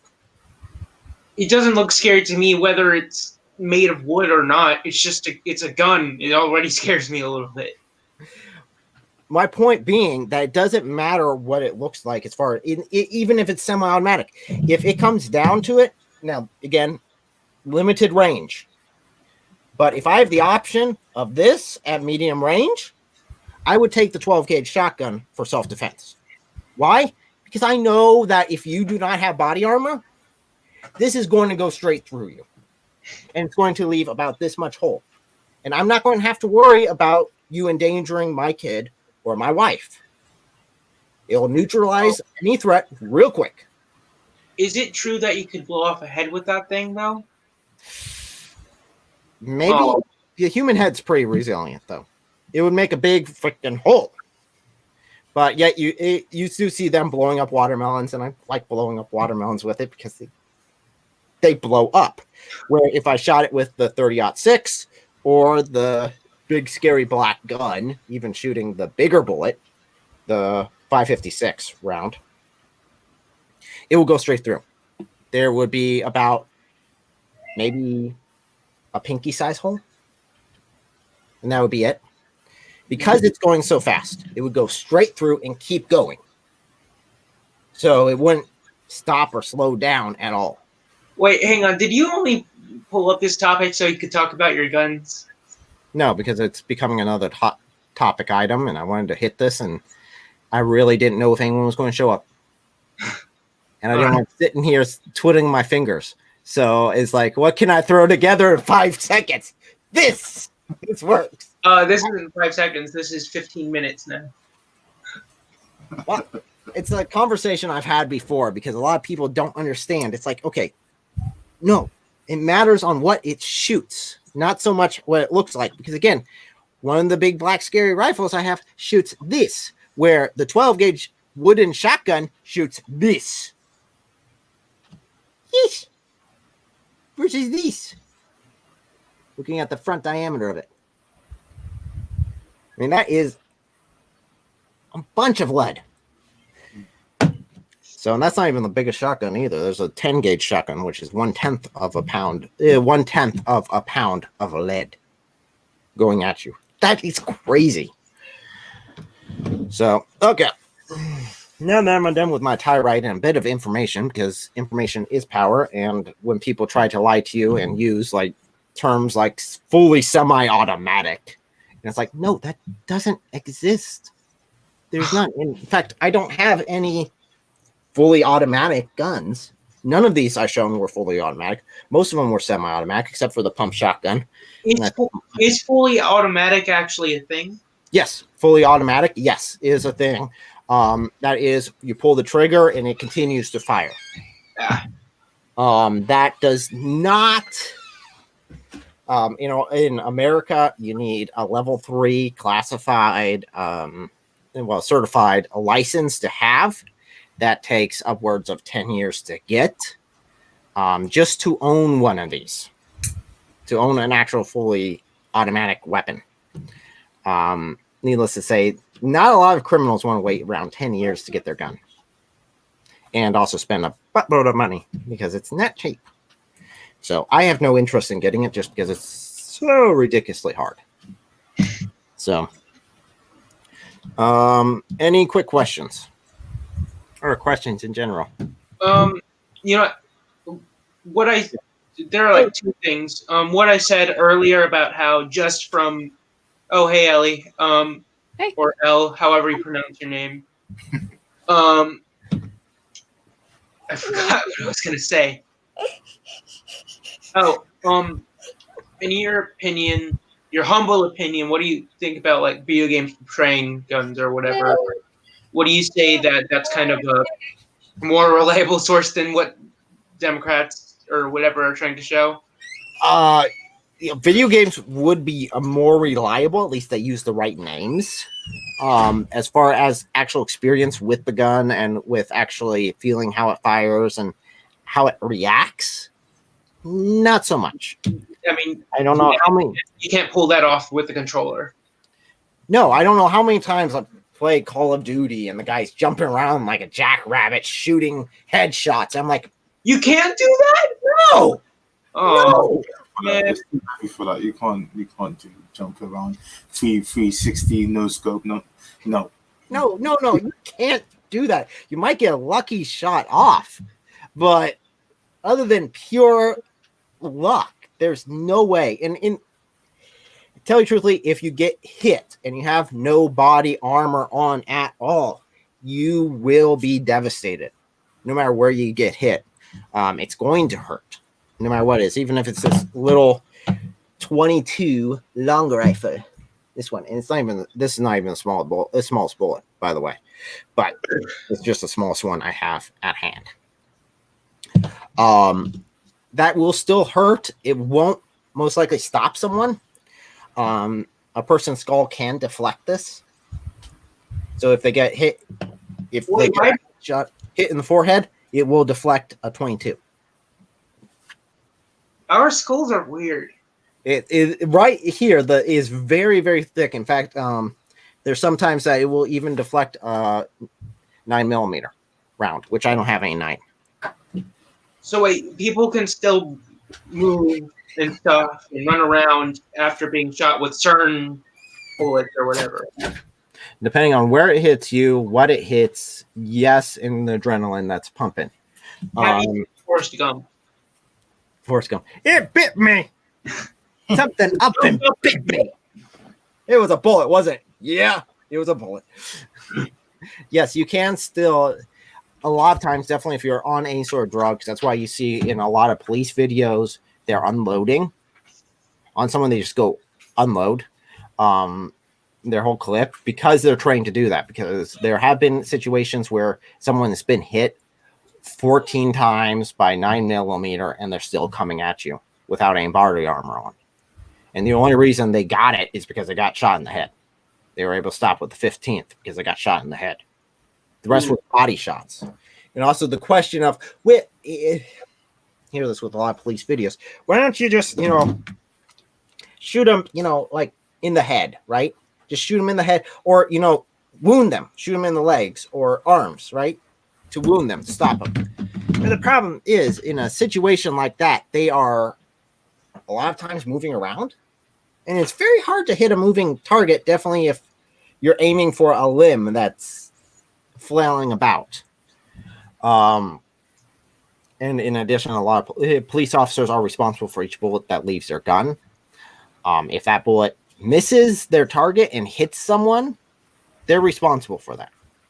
If they hit a civilian. So that's why a lot of times you'll see the cops aim for the center mass, because it's a lot easier to hit here than it is to hit here or hit here. Definitely when your adrenaline's pumping and pressure's on. All right, I'll keep that in mind. So, number 2, the whole thing about like you mentioned earlier that holding information was key, and that sparked my apologetics brain a little bit. Like, people talk about, they were like slaves in the Bible, blah blah blah blah, and just hearing that can like kind of scare a lot of people. I mean, when you know the context and the historical context about it, it does. You can deflect that, but a lot of the time, it's still like surprising for other people. Yeah. Again, that's one of the main points of my channel, is to bring stuff that's hidden into the light, pull it directly in, examine it in the full light. Information is power. Knowledge can equip you in many situations to make the right decisions. Faulty information will, even with the best intentions, you will end up making the wrong decision. Just like going through these firearms, telling you what actually those terms mean. Next time you hear someone say, well, a fully semi-automatic rifle, it's like, wait, that doesn't exist. They're already lying to you. Whatever they're going to say is a lie, because they're starting off the premise they either don't know what they're saying or they're directly lying to you, because no one that knows firearms will ever use that term in a literal sense. So it's just a way to spot lies if you know the actual information yourself. And when someone pulls up a big black rifle like that one, well, on the other side now, that shoots a 22, and say, this is a big black scary rifle, don't worry about the 12 gauge shotgun. You're like, that 12 gauge shotgun's a little scarier. Now, I've been shooting 12 gauge since I was younger. Before that, I shot. Ever since I saw Terminator 2, I've always been wary of shotguns. So they're pretty accurate with that, hitting a liquid source like that. I mean, except for, like, from what I heard, like the part where he's like, flipping the gun to reload it, that could break somebody's hand in real life, apparently. Yes, that was not a real. Although it looked cool. Yeah. It looked cool. Yes, it looks cool. Just like we were talking about earlier with different sort of Christian videos or Christian series they put out, or movies. Take it with a grain of salt. They do dramatize. They're trying to get audience attraction, and in the same way with movies, a lot of times they will make guys seem a lot scarier than what they are. Again, the person who loads a shotgun 5 times in one scene really. I found that out for me. What? I found out the whole pump intimidation thing is actually kind of stupid. I found that out recently. Well, I'm planning on wrapping up here pretty soon. We have my wife come in and say hi and talk for a little bit. Yay! Yay! Come. No, you don't want to? Please do. Come on, Elle or Ellie. Come, they want to talk to you. The other thing about the video games as well is because guns have recoil. When you're jumping off the ground, when you're jumping off like the ceiling to go and do a 360 no scope, you're obviously going to get hit back by the recoil. So again, it doesn't work like that. Yeah. All right, I'll keep that in mind, because I didn't know about like that kind of thing. I for my university course, I did computer science in video games. Basically, I didn't pass, but understanding the games engine and how you actually construct, for example, an engine which allows you to a shooting game engine. You would have to keep in account the physics of recoils and stuff like that. That's why you see the vibration when you're shooting. So, but with Call of Duty, you're falling down and the recoil hasn't hit you back a bit, or at least you fall down. So it's like there should be something like that in the game where the realistic situation where if you're in midair and you shoot, you should be kicked back a bit because there is a recoil somehow. And recoil should also be in the game so that you can see the type of for each gun there is. So a little bit more realistic stuff. But again, that's going to come in with future games. And of course, if they want to put VR into it, then they're going to make it as real as possible so they can remove the guns from real life and put them into virtual. I think that will be an argument that will be put forth. Now, you talked about recoil. This thing has a monster amount of recoil. This thing kicks. So it does. The 12 gauge is the one that, again, shooting yay big, shooting that piece of metal. It has a kick. And there's no way you're, hip firing this thing left and right constantly. A 12 gauge, no, it'll rip it out. Firing like that would rip it out of your hands eventually, just because of how much kick. Now, remember, for every action, there's an equal and opposite reaction. So if you're pushing that bullet out this way, it's pushing back at you. So that's why normally it's seated deep in the arm. It hits back here. You take all the force back here. If I shot that 12 gauge, tried to shoot it, 20 rounds out of it, my shoulder would be bruised the next day. So maybe 10 rounds. I thought you were about to say you would actually take off your shoulder or whatever. Now your body's well built. It'll just hurt get it out. I've done that where I've gone through and just fired it left and right, man. It'll kill your shoulder. So is Ellie or Elle coming on or no? She is unavailable. Dang. She said she might join us shortly. We'll do another spotlight while we're waiting. So again, I'll refresh myself. Night chat noon. Then we'll go down the line. We'll go still the same. Gen Z. 110. I'm hoping for 111. No. Darn it. Mr. Phil Fox, I still can't tell. Let's see if we get lucky. No. Hello. Hey. Hello. I'm back with super cute baby, which needs to look up at the camera because he's got secret surprise that he likes to hide. I showed it. Picture. There it This is. guy's mustache. Yeah. When you get her tattoo markers, expect stuff to happen. When you get her skin markers. It's been so fun because we've seen dozens of people today just walking by people on the street, going into gas stations and stuff. And every single person is just smiled their face off and laughed like crazy. There was two people that were like, we gotta get pictures and stuff. So. No, you can't drink that. It's got a lid.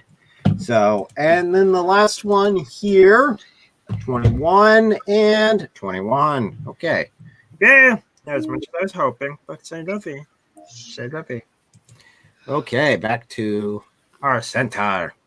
Also, I noticed a couple minutes ago that I got a new sub from Tectonic Rage. So, thank you. Yeah. The other thing which I was going to say is that I was thinking of a channel name for mine, which was going to be Onto the Triune. And that's set up for now, but I haven't thought about a logo or what my first video will be about. But I am thinking of gearing it towards understanding of the Trinity a bit more. Maybe a video about that. Fantastic. Yeah. Look forward to it. And also my story of how I got into searching into apologetics. There are a bunch of stuff over here that you are not allowed to touch. Not for you. Well, yeah, I look forward to that. Fantastic. The Trinity is definitely something that I don't think is really touched on enough. There's so many questions and so much, I guess, mystery around it. And we kind of just glaze over it a lot of times. So let's see here. We'll go ahead and open it up for our last section, which is just open Q&A. If I remember where my Q&A portion is. I don't remember. Well, there we go. Look at that. All fancy. There's actually something I kind of want to show you. You guys know Psalm 23? No, I don't think so. Do you? Yeah. Okay, what am I missing? Can you so like the shepherd, right? Yeah. Oh, Psalm Yeah. 40. Okay, yes. Yeah, the Lord is my shepherd; I shall not want. He leads me Because in green pastures. I'm sorry, I think I was still on the YouTube thing. I was thinking YouTube channel. Is this on Apologists I should know? I swear I'm probably behind something. It turns out I kind of learned it in on guitar. Cool. Cool. Awesome. It's cool. So are you gonna do Yeah. What? Go ahead.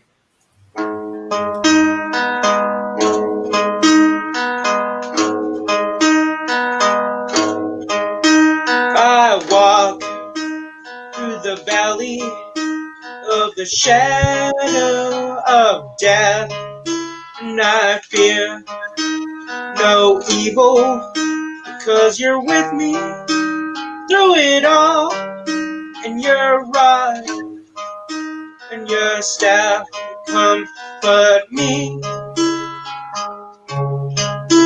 because I know we'll conquer our enemies when they come. Surely goodness and mercy will follow me all the days of my life, and I will dwell in your house forevermore. You lead me to the still waters, and you restore my soul.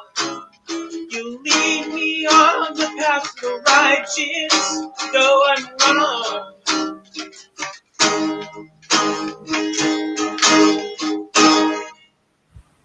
You lead me on the path of the righteous, though I'm wrong. I took some artistic liberties. So Gen Z says it's better than me. Well, me. Better than your brother in Christ. So yeah, I agree. So Much better. so you wrote the chord progression and stuff in that? Some of it was kind of stolen. Okay. Cool. But there is this one song called "Through the Valley" by Sean James, and there's like a little cover of it that was made for a video game I like, and I kind of stole it from there. But yeah, I almost had a heart attack because that's the first time I've been playing it that I played it in kind of public. Like I said, I took some artistic liberties with the last verse and the verse about conquering our enemies when they come, because it's not that, it's present our table to our enemies, but that's too long. Yeah. I got a mention here. What am I taking?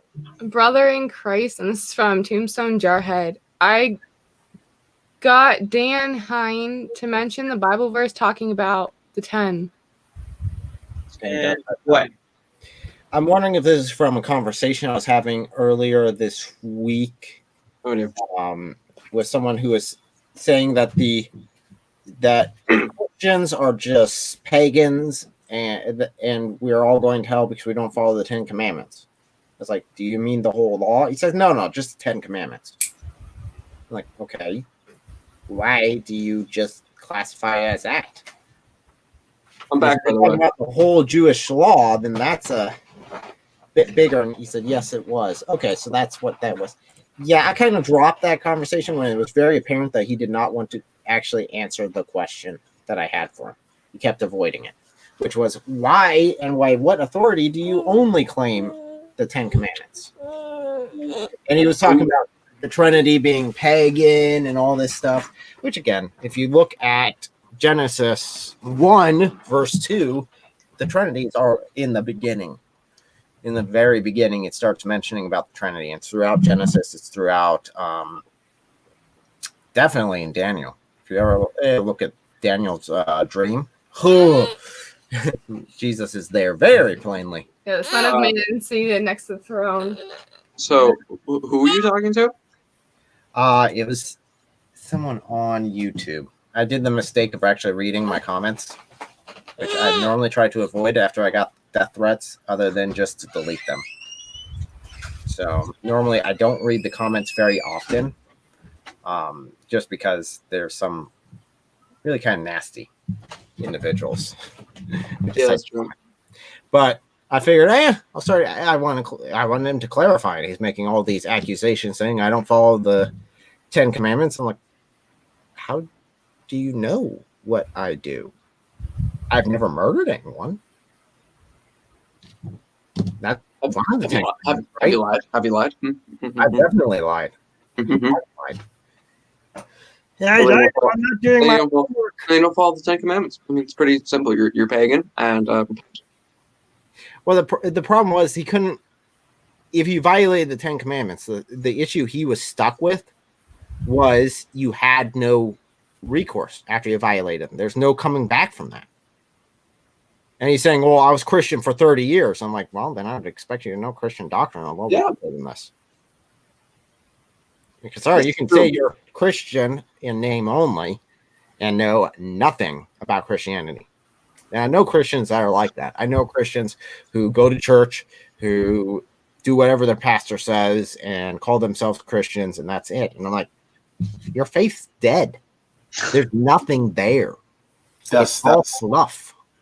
That's it. That's my aim, just to try and explain to them. And look, you're not Christian. You're churchian. You're going to church, so therefore you're churchian. You're not there. You're just there for tradition only. And that's the aim, to try and make sure that we cut down or increase the knowledge of the churchians so that they can become Christians instead of churchians. We're not saved by going to church. Yeah. Although it's great if you do. He brought the accusation, well, you believe we're saved by grace. I'm like, that you got right. Yeah. But he also claimed that we believe that the 10 Commandments were nailed to the cross. No, they were not physically nailed to the cross. No Christian believes that they were physically nailed to the cross. Jesus clearly said, I'm coming here not to abolish the law, but to fulfill it. It's a continuous narrative. It is a substitutionary sacrifice for our sins, which is in line with the Old Testament. Yeah, now there are some like cultural laws that have passed away, but it's much different. Oh, good job, Tombstone. Well, we don't want to put them in their place as much as just highlight what they're actually believing, and that's what I was trying to draw out. I was trying to highlight, say there's inconsistencies here in your belief, because you believe that the 10 Commandments are true, but you don't believe anything else about the Bible, including the law. I could understand someone's point of view if they're saying, well, Jesus wasn't the Messiah, although he did call Jesus the Messiah, which confused me. But Jesus wasn't the Messiah, and we're just following the old Jewish law. Okay, I can respect that, at least understand that. I think it's wrong, of course, but I can understand where someone's coming from with that point of view. But he was very inconsistent, going back and forth.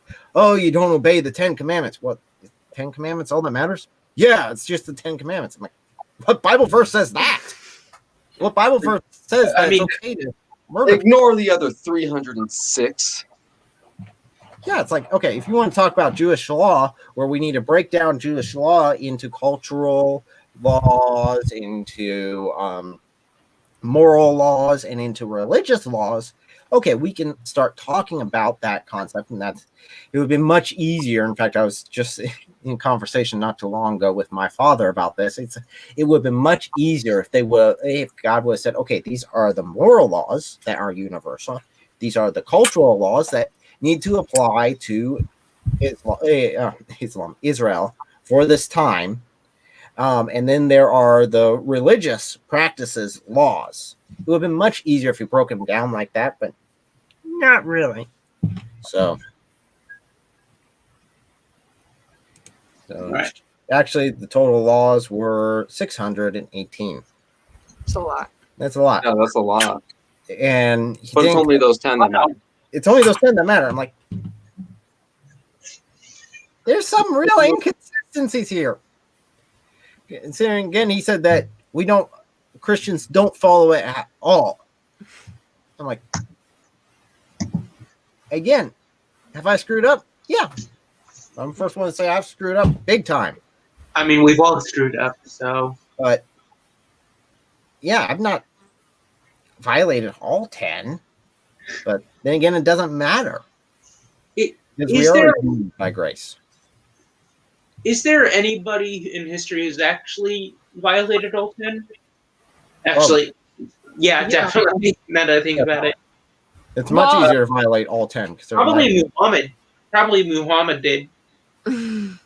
Well, not just that, but if you think about it, like if we break any law, we're kind of breaking them all because it's no longer, we're no longer perfect if we break even one.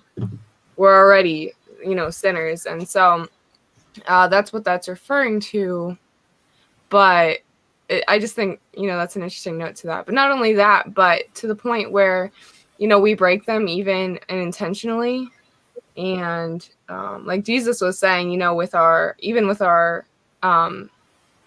like what goes on inside us. So yeah, it's when he was bringing that to light, where he said, even if you hate your brother, if you even think anything bad about your brother, you are same as committing murder. If you hate your brother, you're committing murder. He was highlighting how difficult it was. And look who he's talking to. He's talking to the Pharisees who were claiming to be upright and they obeyed all the laws. And he's like, guys, come on. I know you. You don't obey all the laws. You pretend to, but you can't follow all the laws. It's impossible to follow all the laws. The laws are there to convict, yes, but you can't get redemption through the laws. yeah, I love Living Water's approach. I don't know. Have you guys seen Living Waters? Yeah. Okay. Well, for those who haven't, who are watching, essentially his approach is he goes up to people on the streets and he has videos and stuff. Definitely check him out. But he'll say, do you know where you're gonna go? And most people are like, yeah. Huh? Are you a good person? Yeah, are you a good person? Do you think, you're going to get into heaven? And they're like, oh, yeah, I'm definitely good enough. Like, and he goes through, like, well, have you ever lied to anyone? Yeah. Have you ever stolen anything? Yeah. Have you ever, lusted after someone else? Yeah, of course. Have you ever, hated someone? Duh. Well, by your own admission, you're, a rage-filled, murderous, like lying, cheating, thief, and you think you're good enough? Like, no, you're not a thief. You're a lying thief. And that's like kind of the point. Try this in court. Go up to a judge. You go commit a crime. Go do. I'm not telling you, actually, hypothetically. Yeah. Do bank robbery. You go in front of a judge and say, well, last week I helped an old lady cross the street. I can go, right?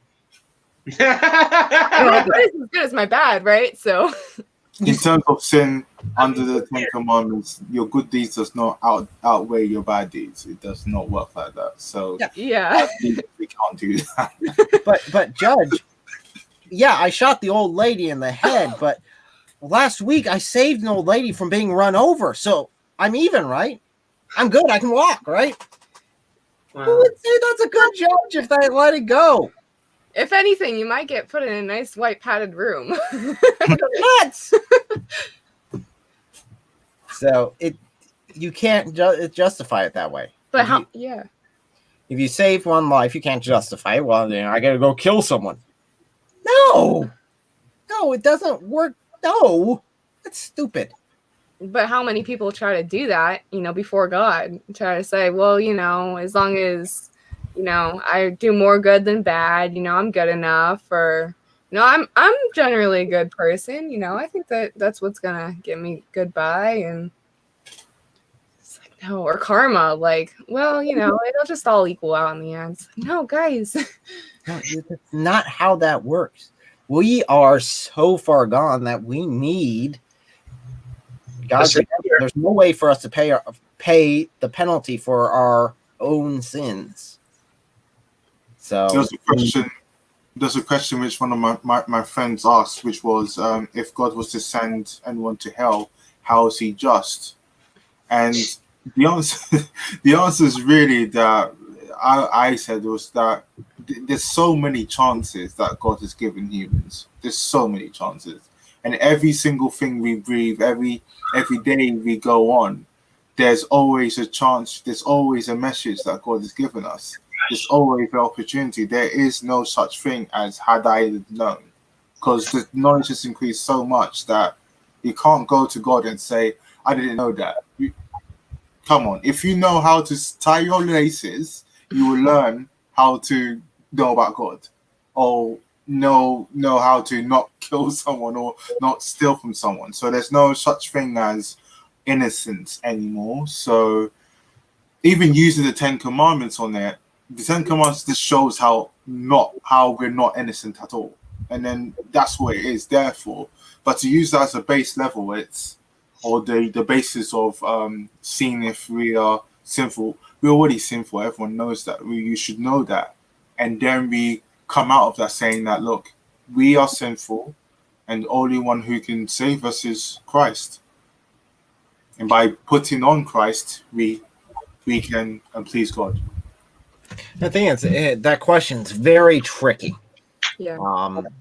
It comes. I guess, if I were to have to deal with that question, I'd probably focus on the first part where it was stated, if God sends someone to hell. Well, God doesn't necessarily send anyone to hell. Yeah. The only difference is if you trust in God and in the redemption that's in the cross, then you've paid the penalty. Someone's got to pay for your sins.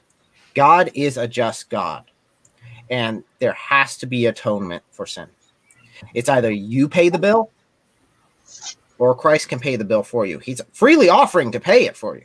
Yeah. Choose to take that freely offered opportunity in order to enter into heaven. And if it is, then yes, he's paid for it out of his infinite wealth. So there's still that penalty that needs to happen. It's just who's going to take it. And God doesn't necessarily say, oh, nope, you're going to hell. No, that's not a loving God. That's not there. He's just. He can see. He does love you. He does love everyone, as is written. But he's also a just God, and he has to be just. And even if if I became a judge and my son comes up to me and he's in court and he shot someone and he sits there and says, I shot someone, I still love my son unconditionally. I will never stop loving my son. But I would not be a just judge if I let him off. Mm-hmm. I have to make that judgment. He is found guilty. I have to give him the punishment. I have no option in the matter, unless I want to be a corrupt judge. And at that point, God is not corrupt, so not part of his character. Yeah, and adding two things onto that. One of them is, not if God is a just God, why would he do it? But a lot of times I hear a very similar question, which is, if God is a loving God, why would he do that? Well, love doesn't force someone else to love them. Like, if I forced my husband to love me, what kind of marriage would that be? Like, and it just would not work. It wouldn't, because love, it has to be given freely. And so God gave us free will, but he's not going to force us to be with him in his righteousness, in his ways for eternity. He lets us decide whether we want to be with him or not. And if we don't want to be with him, what other choice do we have? I mean, it's the presence of God, or it's the the absence of God. And so, yeah, we choose for ourselves, what we do and what we make that decision for. And but going back to actually Living Water's approach on, his answer to, if God is just God, how could he do this? I love his question to it, which is, would you send Hitler to heaven? Yeah. And it's like, I have yet to hear anyone say, well, actually, I think I heard like one person say, yeah, Yeah. But how misinformed is that person? Did they miss that grade when we talked about how evil Hitler was? They skipped that one. They're so intelligent they skipped that grade. You had a question? Oh, there is one objection that I've kind of heard is that, well, if I was going to sin anyways, then why did God create me? If he is a loving God, then why do I have to pay for the mistakes that he had me make? I guess that goes back to the question of free will. Now, I'm not obviously by this conversation. If this goes off topic too much, you don't have to answer. No. This is completely on topic. This is the whole point of this sort of conversation, to just be willing to go wherever we need to go and address questions as they come up. My wife and I are not Calvinists. We do not believe that God forces you into any sort of relationship. In fact, I find that a violation of his character is the concept of you're forced into a relationship with him, therefore you must believe in him. In the same way, your question of the statement of, well, if God made me sin, then obviously God's the one at fault, not me. Again, I believe that we have free will. In fact, I did a whole video on free will, which I need to release a new version of it, which my father-in-law did some art, and I'm hoping to eventually get that out. But that's on my mistake now, because the video is great. I just need to finish it. But I believe that we do have free will. I believe that we do have the opportunity to talk and choose which way we go. God's not going to force us either way. He's powerful enough to work with free will and accept us in spite of what we choose. So, I mean, I think I misphrased the question. Why did he make it so that no matter, like, we're all sinners, we can't escape that nature? Why did God give me this sinful nature that I can't escape from if he's just going to punish me for it? well, he does give you the answer to that is he does give you an option. The option is the cross, and that's why he took it on to himself, not to make you do it, but he took it on himself to do it in order to give you that option. Actually, I think it's all coming together already, because, like, if you don't want to be subject to this kind of punishment, then all you got to do is choose to follow God. Yeah, that's the option. Who's going to pay the bill? God's willing to pay the bill for you. Right. You just have to accept that.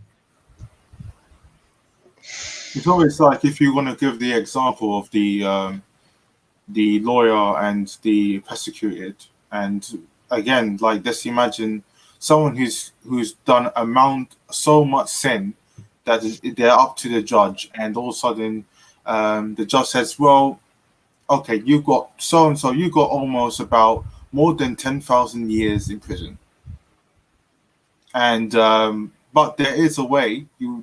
You have to. There is a plea. There is a plea deal. There is a bail for you. Do you want to take that bail? The most of people who are like atheists or any other people who don't believe in Christ would most likely say, "Who's that for? Who's that from? Oh, Jesus Christ. Yeah, that's fine. I'll hand. That's basically how people go to hell is basically like, so that bill was paid by Jesus Christ. Yeah, I don't want that bill. I will work it myself. Cool. Don't worry, nah, it's fine. Nah, it's cool. Okay, then go ahead and work by yourself. Bye bye. Yeah, bye. And that's it. And that's just. I think that's how simple it is. Yeah, basically.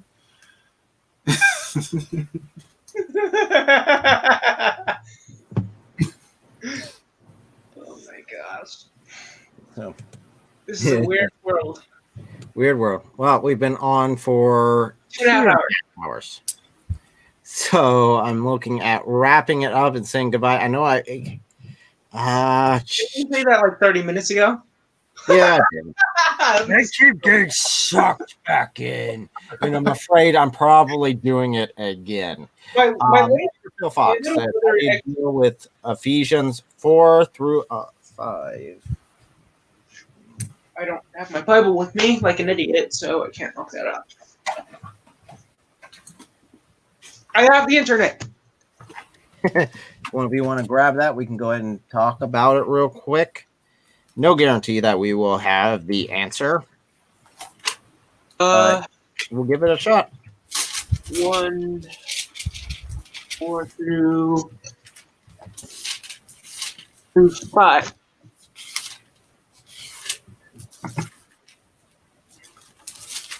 For he chose us in him before the creation of the world to be holy and blameless in his sight.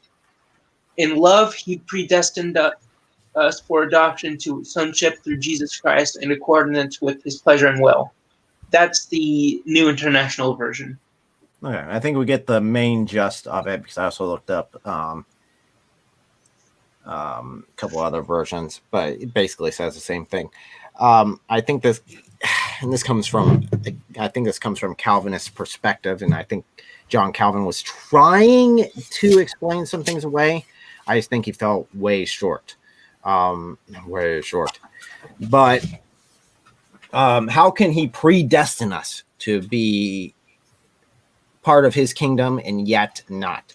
I think some of the main problems with Calvinism is you have people, the flip side of that, which he has predestined people to hell. He has created people with the full intent and purpose of going to hell with no option in the matter. I think in that point, the questions that have been raised on this live stream would be devastating to that concept. Although, if being honest, I gotta still take it on. So I'd say that God is not limited to our linear time. We understand time as a progression of events. We know that space and time are relative. We know that they're related. We know that things in space can bend time. Stars, massive gravity wells can bend time, slow it down, speed it up, as well as That's new information. What? That's new information. That kind of blows my mind. Oh, that was Einstein. Relativity. Where if you had one person here and you had someone at the speed of light, they would age at different rates. And same thing, we even see that within the gravity well of the Earth. Clocks here are not the same as the clocks that are in satellites. Well, they don't go at the same rate. They have to periodically adjust the ones that are out in space because they're going a bit slow. Okay. The ones near the gravity well are going slower. And again, it's not huge, but if they did not compensate for that, and that comes back to my experience with GPS technology and working in that field, if they don't adjust for that, you can get a variance of miles where the military requires pinpoint accuracy. So we do know that time and space are relative. And I do a whole video on this concept about how God is outside of time, how he alone can be outside of time, how the Big Bang proves that there must be a God. In fact, I love the Big Bang theory. the concept, not the series. Yeah. And just because it proves without a shadow of doubt that there has to be a God. If God is outside of time, he would see it as one entity. He can go forward and backwards. He's not limited to our linear progression. Gotta move my mouse. Yeah, I knew, Mr. Fox. Believe me, I know where you come from. Love you to no end. But of course, yeah, these are just my thoughts on that. In my thoughts rooted within Calvinism. I think there are a lot of verses that create problems with Calvinism. But I think John Calvin tried to take the best information that he had and applied it to the Bible scientifically and tried to get an outcome. And I think his basis of the scientific information was flawed, not due to anything of himself, just because of his time. We just have gotten no more information. Where if something is outside of space and time, it could be eternal and yet timeless. It would see time as one thing. That way, it's like someone watching a movie. If I've already watched a movie, I've already seen progression to beginning and end. But I can rewatch the movie. I can rewind and fast forward and go back to sections that I want to see. If my wife, who has not seen the movie, decides to want to sit down and watch the movie, and I start telling her about things that are to happen in the movie, well, did I predetermine it? No, I just know what is going to happen. And my knowledge doesn't interfere with the decisions that are being made or her experience necessarily. It's just I am, in that case, knowing the entire story. And in that case, God has already known the entire story from before creation because he was not stuck to the linear timeline. He kind of got the cheat codes. So Put some gamer terms in there. So that's how I see it. That's really the only explanation that I could see that God, who's outside of space and time, but yet can affect things within space and time, which again puts in perspective how much Christ gave up when he entered into creation, and specifically said entering into creation. I think that means a lot more because I think he's also entering into our linear time and limiting himself to that linear time progression. Just mind-blowing how much he gave up in order to pursue that relationship with us. It really is just mind-blowingly crazy. Going back to the example of the Big Bang. Just thinking about it. What? Just brings tears to my eyes just thinking about it. That's just one of the things that blows my mind about how much God values each of us, is to be willing to do that. Going back to the Big Bang, the reason we know that the Big Bang proves without a shadow of a doubt that there has to be a God is because we know that it's just like with the guns we were talking about earlier, with every action, there's an equal and opposite reaction. And we know that there's no spontaneous generation. We know that there's just nothing creates nothing. So if there's this big ball spinning in space, right? All of everything inside and all matter, and since matter and time are relative, time would only progress within this. There has to be a key event that happens that creates that massive expansion all at once. So that key event, what is that? What triggers that? Well, it can't be anything within this sphere, because it's been the same for eternity beforehand, right? According to science. For eternity beforehand, it was just a sphere, and then all of a sudden, boom, into this big universe. Well, one that really kind of sounds like creation, right? God spoke, and then boom, there it is. Let there be light. There would have had to have been something outside of space and time that would have affected inside in order to trigger that event. There's no other way, due to Newton's laws, due to our understanding of conservation of matter and energy. We know that matter and energy cannot be created or destroyed; they can be interchanged, and that really lends itself to opportunity for miracles to happen. If something outside of our space-time can control energy and matter and can interchange them. You know what? That reminds me of this. Oh, wait, am I interrupting anything? No, go ahead. That reminds me of this one time when I was actually talking to an atheist and brought up the Kalam cosmological argument, and they were like, "The universe didn't begin to exist. That's impossible." And I was like, "Yeah, it is without like God, but it happened." So, like, there are some atheists who would deny the Big Bang.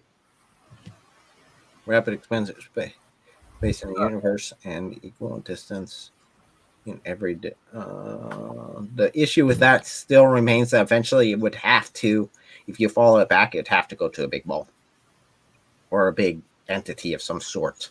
Right. One key event that led to everything else, because you'd still have to have it rapidly expand from somewhere.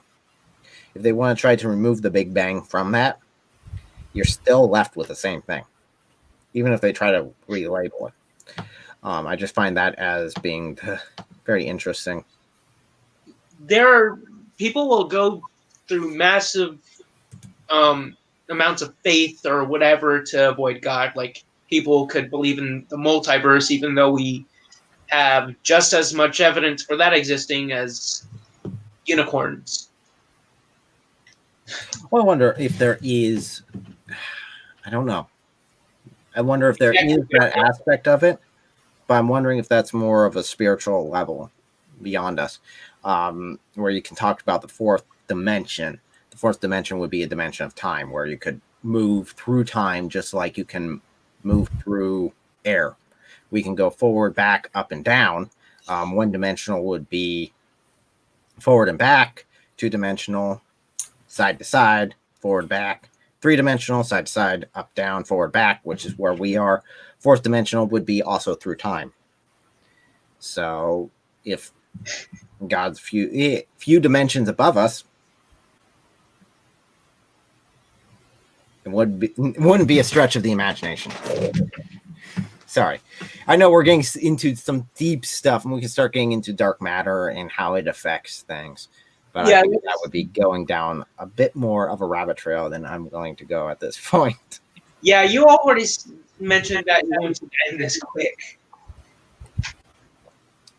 You know what? Sometimes your plans go awry when God decides to step in.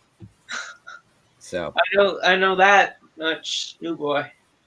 It's just a question of, are we willing to do whatever God decides to do with it? And if he brings an opportunity, I will jump when he says jump. So where were we before I brought that up? I think we were wrapping up. Okay. Did you finish off Mr. Phil Fox's question or whatever? I think we finished off where he can predestine us, but we still have free will. All right. Is Mr. Phil Fox actually Calvinist? He's got some Calvinist leanings, at least that's what he told me, but I don't want to speak for him. Okay. But again, even if we might disagree on some of these nitty-bitty things, and I'd say that this is probably nitty-bitty, we can all work together because we both agree the gospel needs to be spread. Right. We both agree that we need to go and evangelize to the world. We both agree that the Bible is God's word and that Jesus Christ is the only way, the truth, and life. As long as we can agree on that, I can work with you.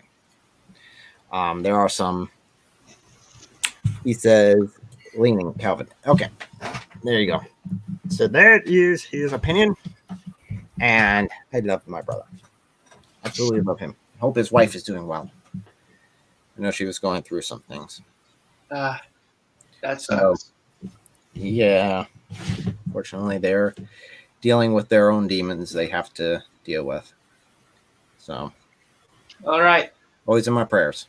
That's what you are. You and your wife are always in my prayers.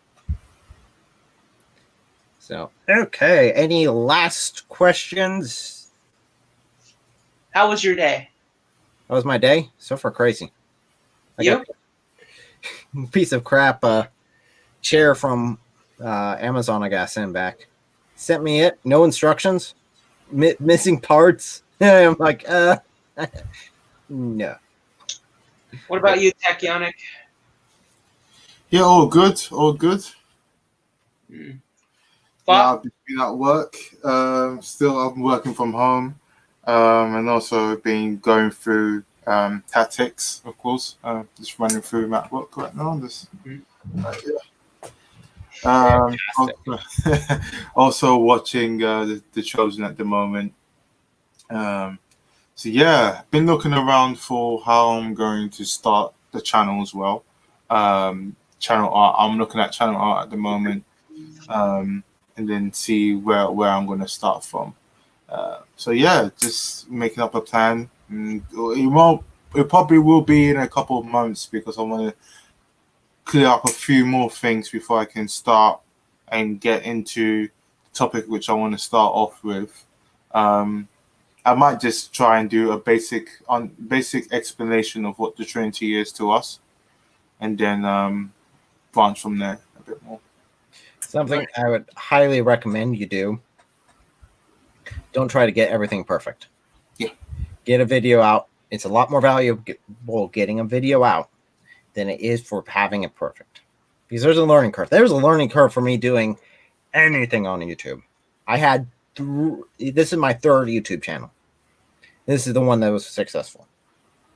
So, and I was learning when I was doing those other channels. I was learning how this stuff works, how best to address things, where to go with it, what God's calling was. I would strongly encourage you, yes, do the studies, get prepared, get ready, but don't be afraid to start. I find that with a lot of apologists, definitely in the Discord server, even that have that fear. I don't want to start yet. I gotta get the perfect webcam and I gotta get the perfect mic. And no, you don't. It's better that you start and do it than sit there trapped waiting for that perfect stuff. I think Gen Z is a perfect example who was on with us earlier. He does stuff from his phone. I mean, he does videos from his phone. That's all he has as far as a mic and video goes. He does all the editing from his phone, all that stuff. And if I pull up his channel again, I mean, he's growing. He's doing it. I mean, if he sat there and said, no, I'm going to wait until I have a powerful computer. I'm going to wait until I have, the perfect setup. He might still be waiting. And you know what? He reached 41 people with this video. He's reached 85 with this video. He's reached 781 with this video. I mean, those opportunities would have been missed if you would have held off too long. And so there is a time to prepare, but there is also a time for action. Just know the difference between the two. Yeah. That's my encouragement. And don't let, the enemy's ploy of, Oh, you're just not perfect. hold you back. Because I don't know how many times I've talked to people in ministries who said that's the biggest voice they had to overcome is you're not perfectly prepared. You're not perfectly prepared. You're not ever going to be perfectly prepared. The best thing about doing apologetics is that we're not alone. We aren't. The Holy Spirit is there with us, and he's doing 99.9% of the stuff. We're just doing that 1% of use me. That's it. That's the sum total of it all. Is here I am, Lord, use me. So that's our position. And Mr. Full Fox says, thank you, brother. His wife is still going through it. That is unfortunate. Please keep her in your guys' prayers. We love our brother there in the Lord and our sister in the Lord.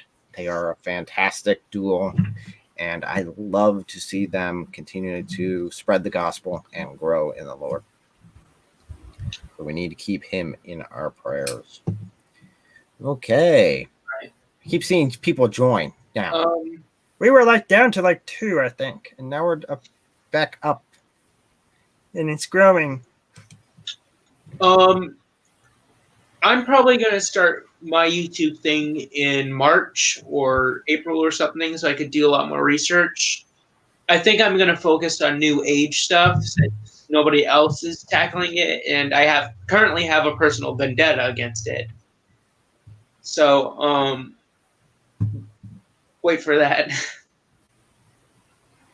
Fantastic.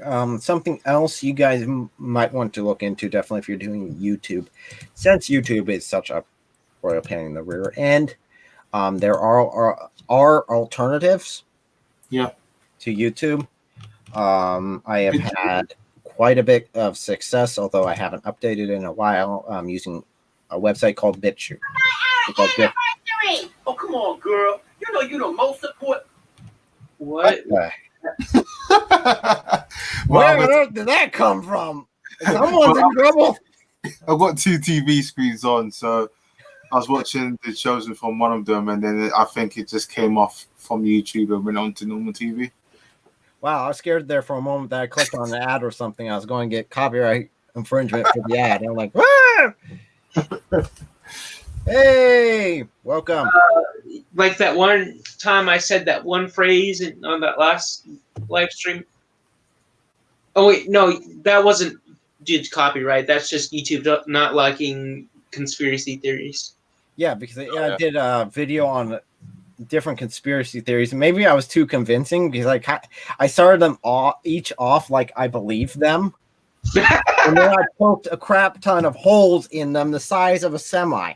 So I wondered if YouTube thought that I was truthful about that, and I actually believed some of these crackpot theories, and then took down my video. I'm like, guys, I was making fun of it. I'm trying to remember the phrase. I'll probably ask you a question about the conspiracy theories the next time. Otherwise, yeah, we're gonna run another hour if we go into it. It was about the whole COVID-19 thing going through, because I was doing videos for a while about the spread of COVID. Then I got some new information about it. I was like, this isn't as bad as we thought it was. We'll be right back. So, and I went into different conspiracies about it. Yeah. So, okay. Well, Spartan Theology says hi. Yes. Hey, how's it going? Welcome. We're just wrapping it up. Doing any last second questions and then closing it out. I hope. You're shaking your head for some reason. No, You not believe me. really. If there was any questions, it would be what would be a advisory software to use for making videos, or what's your advice in terms of, you've already given advice on get started. If you feel the Holy Spirit is moving you, just do it. But in terms of software, what would be, in terms of editing, what would you say is recommended, or something you have used before? Something I've used before. I guess the question I'd ask is, what are you trying to do? What type of videos are you doing? Are you doing a live streams? Are you doing I'm making the next Edgar Wright film. If you're looking at doing that, then you're looking at editing software as well as recording software. So what you would need is, what I would use if I were just doing a normal video and then uploading, not doing a live stream, is OBS. Normally that is kind of used for streaming, but it's free and it can do quite a bit kind of on your computer, but all the processing is on your computer. And then I use HitFilm for any of the special effects or the stuff that I want to add to it. both of those are you want. I think Hit Film Express. I think it was. Yeah, Hit Film Express. Yeah, that's what it seems like. Yeah. Hit Film Express. I have Hit Film Express 2017, and that's what I'll use for editing. It's free. There are a lot of add-ons you can buy to use it, but as far as getting started, that's the route I ended up going. I've used a lot of different editing softwares, but that was the easiest one to use. As far as streaming, if you're looking at streaming, StreamYard is my personal preference, obviously. I do have the upgraded version of it, so I don't have their little icon in the corner. I can also stream unlimited times. So that's nice. If you do the free version, I think there are a limited number of streams. Then again, it's really kind of high, so you don't have to worry about it. If you stream like once a week, it's going to be fine. I mainly did so I didn't have their silly little icon up in the corner, and I could add certain banners and stuff, which you can't do on the free version. Like your little logo thing? The Q&A, the put your question Your in intro. live chat, that would be gone if I throw this up, which covers my face. That I couldn't do under the free version. So there's some things that are nice about doing the professional version, the paid version. I just have the first level of it. But my wife and I use the same account, so she streams to hers, I stream to mine. It's successful. And the main thing I like is because all you guys have to do to join is have a link that I give you, and then a webcam and a mic, and you're good. If you use like OBS for it, you have to use some other third-party communication, like I think some people use Discord for it because you can use video on Discord. Also, basically any sort of communication with that, but it's I kind of got annoyed at it because it got janky, and there's one live stream specifically that nothing was working for, and I was really upset, and that's what caused me to switch to this one for all my live streams. So that's just my experience. We do have a quick question here. What do you think the best atheist argument? I can answer that. Go ahead. In my opinion. I would say that like this doesn't debunk Christianity. It's just that it's the most challenging I've actually kind of faced because of its emotional appeal is the problem of evil. I think that's the strongest one. Right. The problem of evil, or the why we have pain, suffering. C.S. Lewis did a great book on that, which I absolutely love. The problem of pain. Let me write it down. Basically, write down all C.S. Lewis writings. I love C.S. Lewis. C.S. It's not coming up on thrift books. So you can find a lot of this stuff actually free online on YouTube from C.S. Lewis. Yeah, they released a lot of his stuff on here, audio version, so you can listen to it. There's the Screwtape Letters, which is absolutely great. You have The Great Divorce. The Weight of Glory is beautiful. And then you've got The Problem of Pain. All of those are fantastic. Definitely if you're looking at addressing atheist questions. This guy was a great writer. Absolutely great apologist. I mean, the guy who wrote Narnia, of course, he's going to be a great writer. Yes. And there's tie-ins with another famous book series called The Lord of the Rings. Yeah. Also a Christian. You already explained this in the last live stream, I think. Yes. I always end up talking about those two. He was also another great Christian author. So, and they knew each other and were best friends. Mm-hmm. So that's always an interesting bit of history. Okay, well, thank you guys so much for joining us. I'm going to go ahead and close it on I out. made it! I made it to the end! We've made it. He's alive. He can survive. Okay, we are. I know. Wait 30 more seconds so we could get to the 3-hour mark. Come on, please. Okay. We'll wait 50 seconds. We'll wait until the 3-hour mark. We'll be at the magical 3-hour mark, and no one will want to watch this because it's too long. I mean, I'm gonna rewatch it so I can watch my great musical performance that probably is gonna suck when I actually look at it. I find it hilarious because David Wood always says, "I hate long live streams," and then he does long live streams. Like, buddy, come on. Well, okay, now we really made it. We made it to the 3-hour mark. I'm never gonna watch this again after I find my musical performance. Well, thank you guys so much for joining us. Check out those channels that we've highlighted. Once these two get their channels going, we'll go ahead and spotlight them and get them springboarded out and on the way.